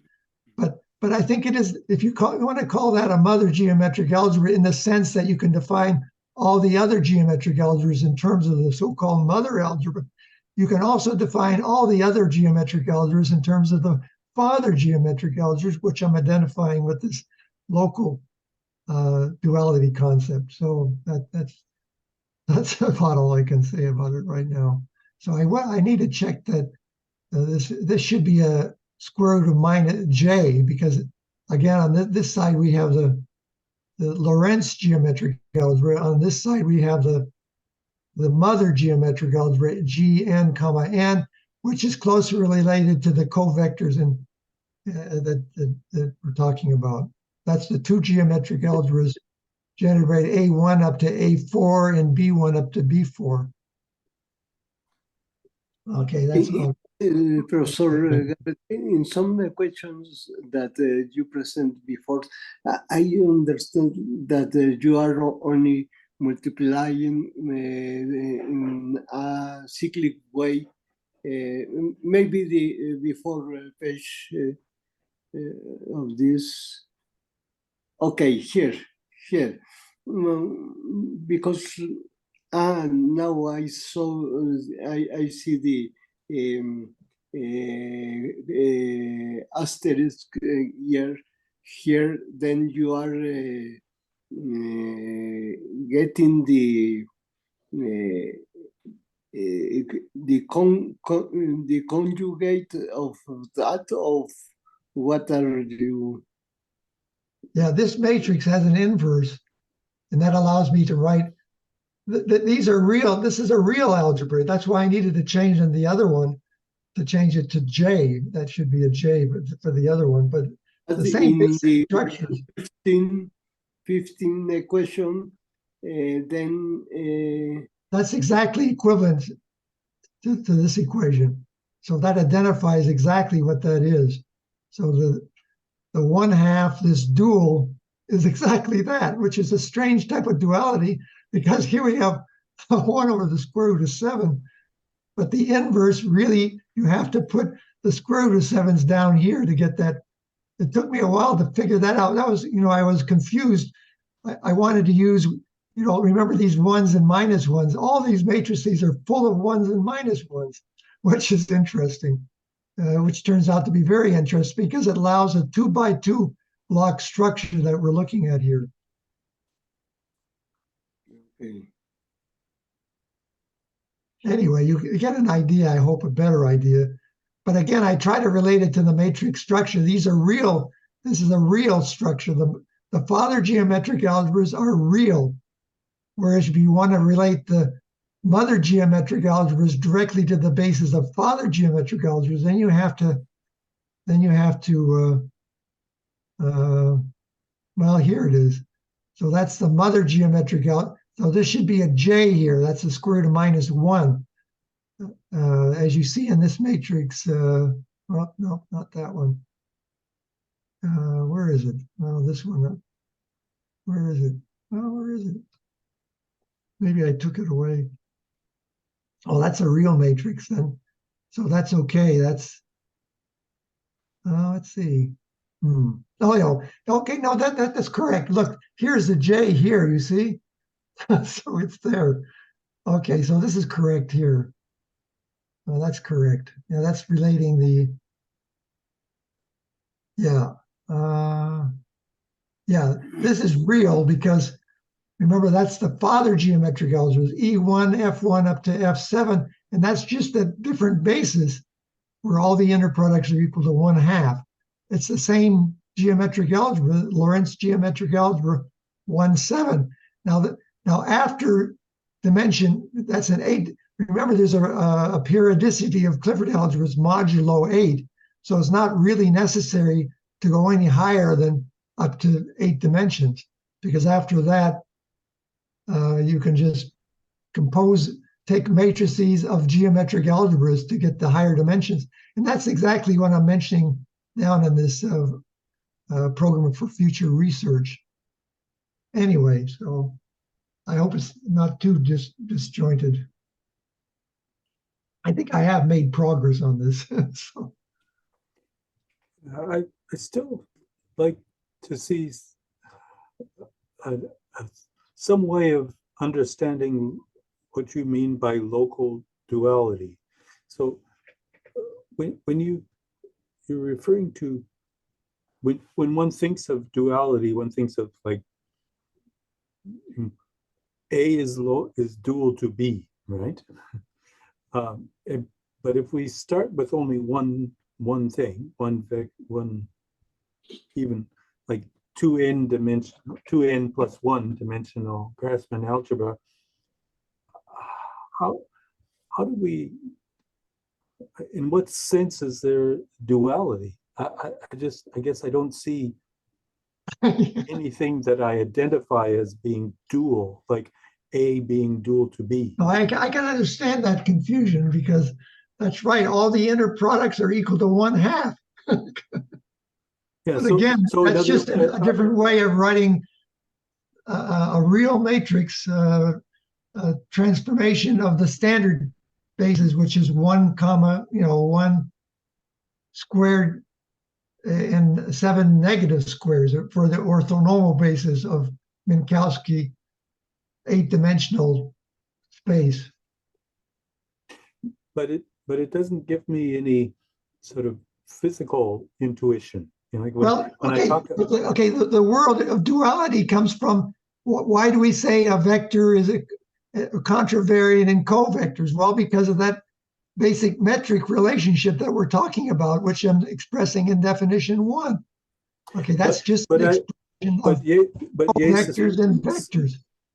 But whereas here, said initially, the metric arises by a different relationship, and that's what I'm calling local dual. So you call this a dual relationship, right? You're saying vectors, covectors. No, Well, no, this is also no, a relationship. I'm calling no. local duality. No, I don't call one anything to do with duality. Right? You know, but it's clearly related because you're taking, you can consider Bn to be, instead of, you consider that just to be covectors then, and these are vectors. Okay, but yeah, no, but And but then that's you're only saying they're related no, by but a there's- metric, namely, no, but well, it's not really a metric because it's a, you know, that's what you're distinguishing between vectors and covectors by a functional relationship. But if you put it in a Clifford algebra, then you get the mother Clifford algebra GNN. That's all I'm saying in this but we've relationship. lost. But if we ignore this, what what you refer to as like a function in a dual of a function, or like a function and a functional. If we ignore that, then there is no more duality. Well, that's right. And that's what I'm trying to distinguish clearly here. Here I have when I'm talking about two Grossman algebras, there's no relationship. They're both two Grossman algebras. And that's expressed here by saying if you take AI dot AJ, that's equal to 0. They're anti-commutative in the case. Okay, so that's in this algebra, AN union BN. Before you put this metric 1 on there, they're all anti-commutative. It's only when you say they also satisfy this relationship 1 that they become GNN of neutral signature. But you can think about them as being, if you want, vectors and covectors, or dual. So there's where the duality arises. Well, so I'm just borrowing the word duality by calling this a local duality relationship relating to Lorentz geometric algebras. Well, G1N. Yes, Professor, but I think that the point is that we can use whatever word that we want, but in the definition of the two Grassmann algebras, you are defining one operation between these two Grassmann algebras. Well, that's right. I'm really embedding them in a superstructure, which I call N, capital N. And that's the set of all null vectors. And the algebra, universal algebra, it generates under multiplication, which I agree is to obey the usual rules of matrix multiplication. Because but I can also pick A and Bn to be completely orthogonal null vectors, in which case they all anti-commute. It's only when I put this relationship 1 in them that I say that I want to pick out null vectors which have this relationship 1 in this universal algebra generated by null vectors, which satisfy the usual rules of matrix multiplication. That's when I get the Clifford algebra drops out, which is the neutral mother geometric algebra. Because in the definition of duality, for example, in category theory, you are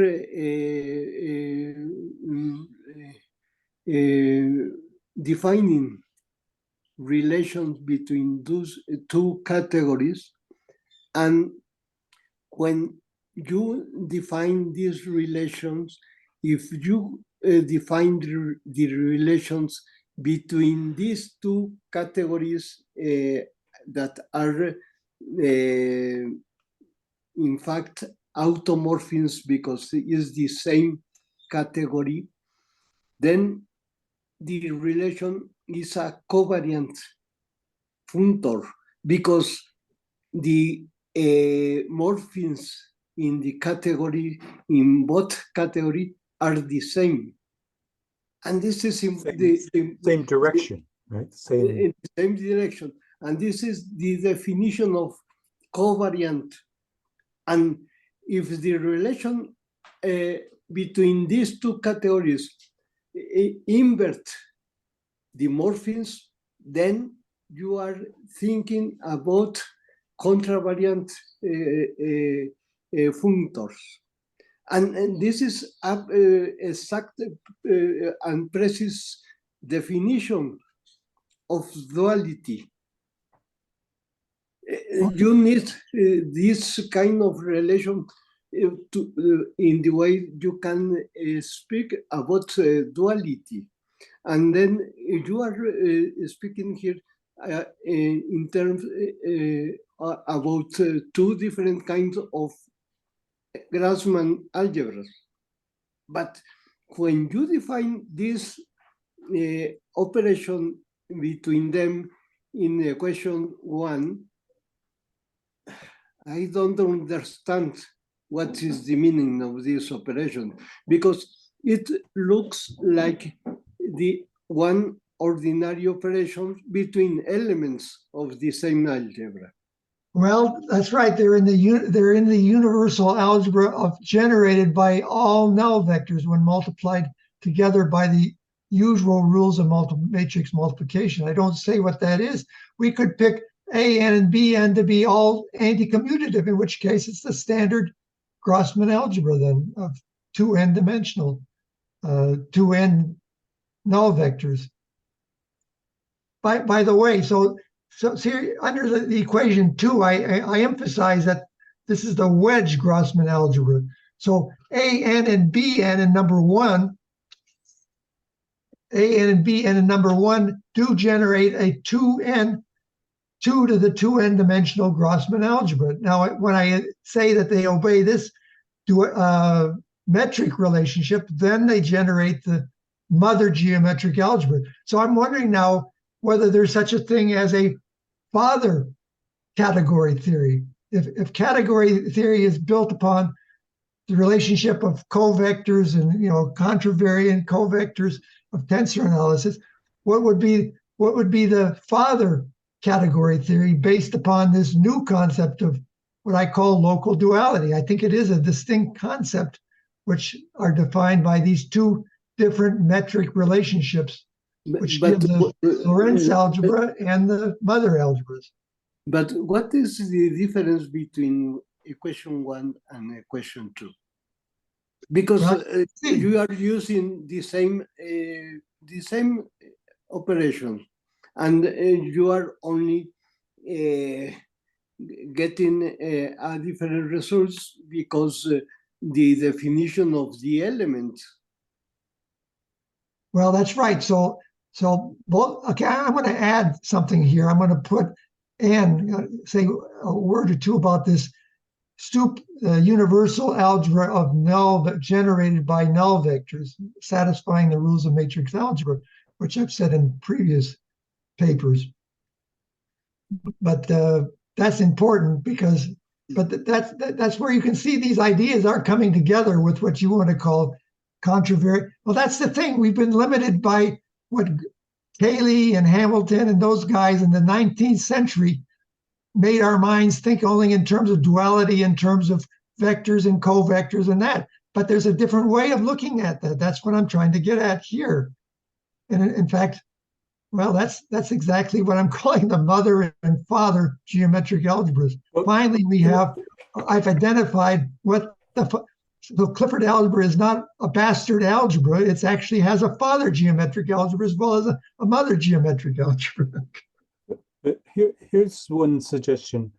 Suppose that in equation number 1 there, you wrote the I as a superscript, the way one would do in tensor algebra, right? And it's closer to the usual way of representing vectors and covectors. So then we write in front of that, you write for every AI, but now we have to write it as superscript AI, right? And so by doing that, we've distinguished A from B, right? Yeah. Okay, they are different, right? Yeah. Right? Now, but now we have no way to do that, for example, in 2, right? Well, that's right. That's right. It's different. You can see it's a different relationship we're talking about. I'm saying that all the CIs and CJs are null vectors to begin with, but all their inner products are 1/2. But in spite of the fact that you have a 2n plus 1 dimensional algebra, we have no way to distinguish what thing is covariant and what thing is contravariant. Like, well, that's right. It's a different relationship. That's why I'm not calling it. I'm no longer using that terminology of vectors and covectors. I'm calling this the father geometric. That's a Lorentz signature. It's a different. But the difficulty for me is that you're still using the concept of, or you're using the word duality, right? But I don't see what is dual to what. Well, I'm saying every vector in the algebra is dual. Every pair of distinct vectors are dual to each other. That's the definition, locally dual. And that's because they satisfy that table that I highlighted in my other talks. A times B, that's a local dual of two. All the vectors are generating vectors of that basis, that null vector basis. It's just a Lorentz geometric algebra of Lorentz signature, G1n. Or if you like, to relate it, the two algebras, I do distinguish, where do I don't want to bother with it really, but. Well, you can see here I'm talking about G13, and I'm talking about the mother algebra is G22, okay? So 1 plus 3 is 4, 2 plus 2 is 4. So they're both geometric algebras of the same dimensional space with pseudo-scalar element of 4-dimensional element. So that's right. It's a little confusing because I use G1n and GNN. Well, that's two different sizes of algebras. Well, here you can see G22 and G13. So if I have GNN, I should write with a corresponding, well, if I write this as 1n, then I should talk about Gn plus 1, n plus 1, for example, would be all right. Professor Garrett, Yeah. I just want to point something that it kept my attention since the first, in equation 3, the first square matrix in the middle, it has the same, I don't know how to call it, like distribution as the Hadamard gate, which is really interesting for me at least, because when we use the Hadamard gate, at least in quantum computing, you use it to change from the C basis, which is the computational basis, to the X basis. So for me, it was really interesting to see the structure of the Hadamard gate inside that matrix. Obviously, you need to add like a normalization factor, but the structure is really the same with the 1, 1, 1, and -1, which is the first upper left side of the matrix in the middle. Just want to point it out that. Okay, well, I think it's very interesting, this bottom one too, JJ1 minus. All I'm doing is changing the top row by putting I equal to the square root of -1 in the. So it's a complex. And I think I think the ideas of quantum, quantum computers can be represented in this language. That was what I believe in a previous paper. I try to highlight that idea. But there's a lot of work to be done. I've just tried to understand the relationship. I didn't even understand that choosing all these inner products equal to 1/2 is really just a different basis for the Lorentz geometric algebra, signature 1, n. So it was a struggle to, it's confusing to have all those inner products equal to 1/2, but that's just saying that it's a Lorentz metric. It's a geometric algebra of signature 1, n. And the mother geometric algebra is signature n, n. So anyway, you can look at the details of the paper. I will make sure I get that row changed to it should be well, that's the thing. You see, with the upper row here, I put the same row at the top. with the subscript, I changed it 1 row minus. So I just put the row, whatever that is, where row is a complex number. There's more to be done with that. And I think those can be identified with quantum computer operations, as you're suggesting as well. I don't know how to do that myself.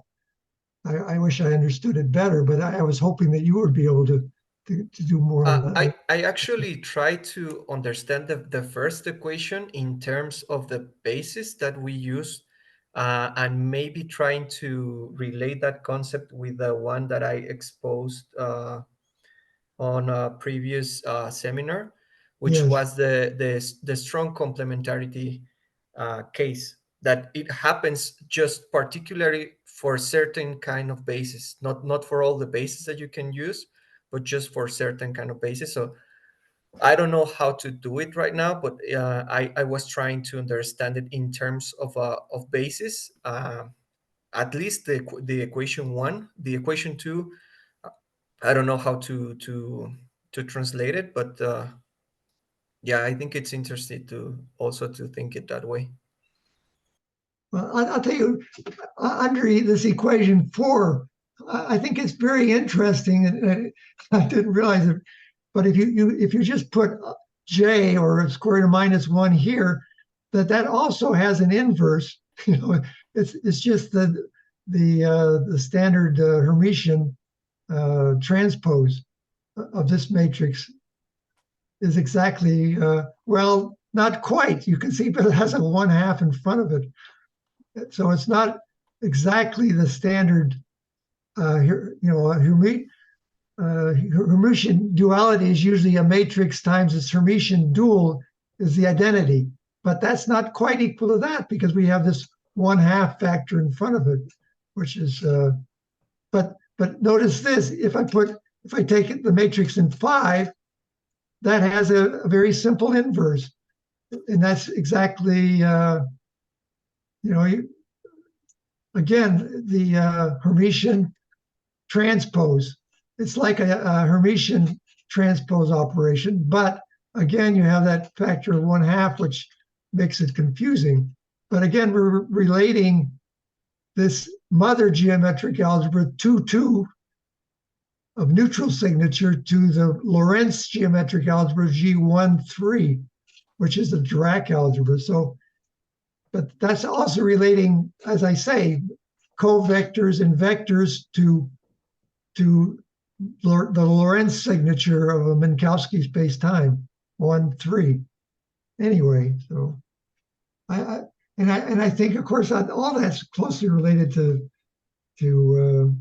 quantum mechanics. I mean, that's the language of quantum mechanics is exactly Minkowski Dirac algebra or space-time algebra.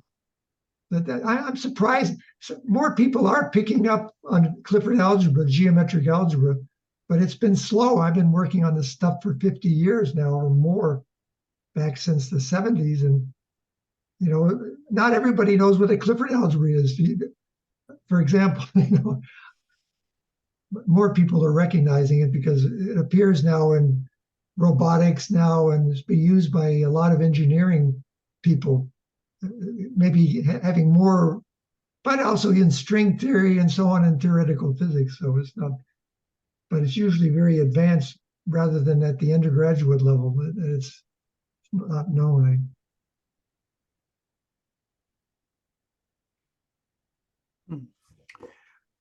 Okay, well, I think it's probably a good idea that we say our meeting is done for today.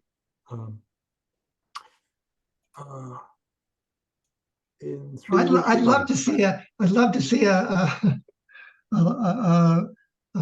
father category theory developed around these ideas. I think that's a possibility, really, but I'm not sure how that would go since my knowledge. But anyway, that's just an idea. That's just a crazy idea, maybe.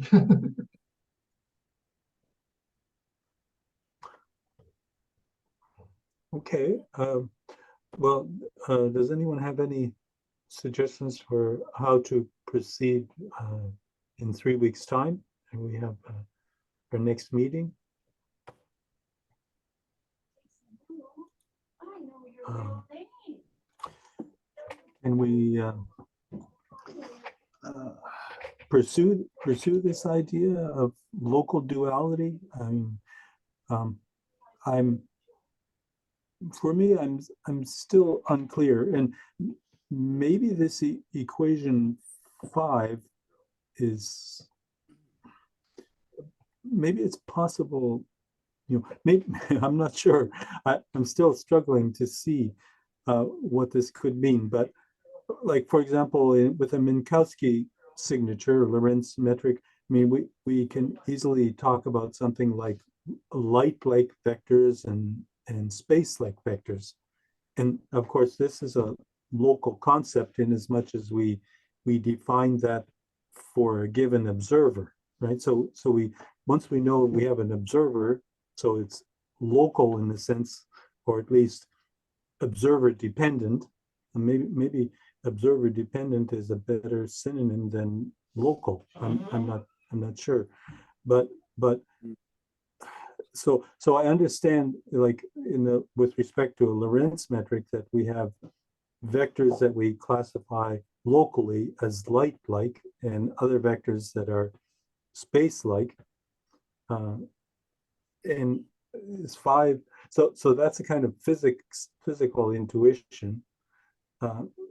Can we somehow relate that physical intuition to what Dr. Sobczak is calling local duality? I'm not Well, sure. again, I'll just mention a lot of these ideas. Hestides really started me thinking about this stuff back in the 60s, and his space-time algebra is really a pretty well-known introduction to the idea that the Pauli algebra is the even subalgebra of the Dirac algebra, and that's what he's identified as a local observer corresponds to an even subalgebra of the Dirac algebra. And of course, as you know, when you write down a Dirac matrices, you usually write it in terms of block Pauli matrices. Well, that's all because of, and as I was saying, a time-like vector having square 1 is a time-like vector. Each time-like vector in Minkowski Dirac algebra corresponds to an observer. And that identifies the even subalgebra or the Pauli subalgebra of the Dirac algebra in terms of matrices and also in terms of space-time algebra. Minkowski space-time and the subalgebra of the Pauli algebra structure, which is they're all very nice ideas. I would, you should look at. I don't know if you're familiar with space-time algebra. That's where Hestides has really got first recognition for his book Space-Time Algebra, which is when I started studying with him. He had just published that book. So anyway, I hope that helps. Yes, Okay. I to understand better the difference between your two first equations, 1 and 2, because I don't understand the difference, and maybe in the next session we can explore more. Okay, I'm willing to talk about some of the. I will add something about that I need to put something about that universal algebra here to start off. Without, I can extend that first section a little bit with that.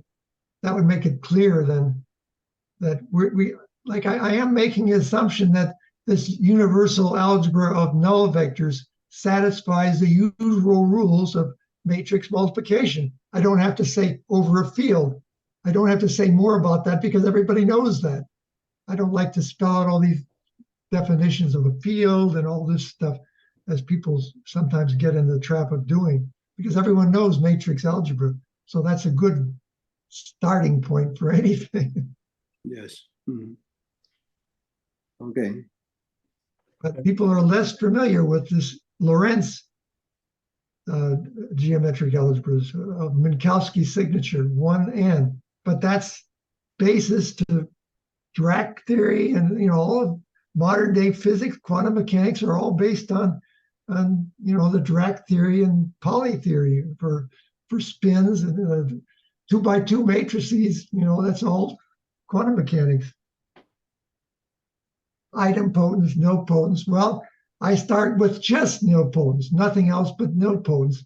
I build everything from nilpotence, and the primitive idempotence and all that follows from the structure of these nilpotence.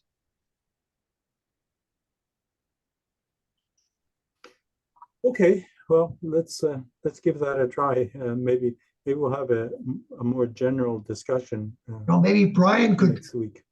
I hope we'll make more progress to explain more if we can find out more relationships. I'd be interested in those ideas too, of course. And Well, I'd like to see a father category theory. I like to. Too bad that this bishop is not around anymore. I'd like to talk to him about that. I wonder if you would pick up on. He really, as I say in this earlier Clifford algebra conference, talked about covectors and vectors as being generating Clifford algebras. The Clifford algebra of covectors, Clifford algebra of contravariant vectors. They both generate Clifford algebra, and that's exactly what's embedded in this number one equation that you're looking at. Number two is the father geometric algebras of Lorentz signature. Maybe I can review one of the papers of Professor Osiewicz around the Clifford algebra and present some of this idea the next meeting. I think that it can be interesting to. Yeah, I should have stayed at FESC for at least another year, and maybe I could have introduced some of these ideas at that time more. Well, of course, I've learned a lot since then, and so I wasn't ready to do that either. So anyway. Yeah. Mm-hmm. Yes, yeah. I would be interested in that, Jesus. There is one significant paper that always pops out in when we talk about Dr. Osiewicz and Clifford algebra, and that was the paper was basically arguing that Clifford algebra was not necessary. That we that's right, because he was just hung up on this idea of covectors and contravariant, and that's a viewpoint. I think that geometric algebras are the basic structure that should be used to construct physics from. But anyway. Okay, well, it's good to make that contrast, and so Jesus, if you do have time to sort of review one or more of Dr. Osiewicz's papers on the subject, I think that would be very useful. Okay, maybe I have in my another computer those paper, and I am going to locate and then maybe share copies with you of that. Okay. Mm-hmm. Okay, so it can be more than just and maybe Brian, we can all three of us say something, whatever.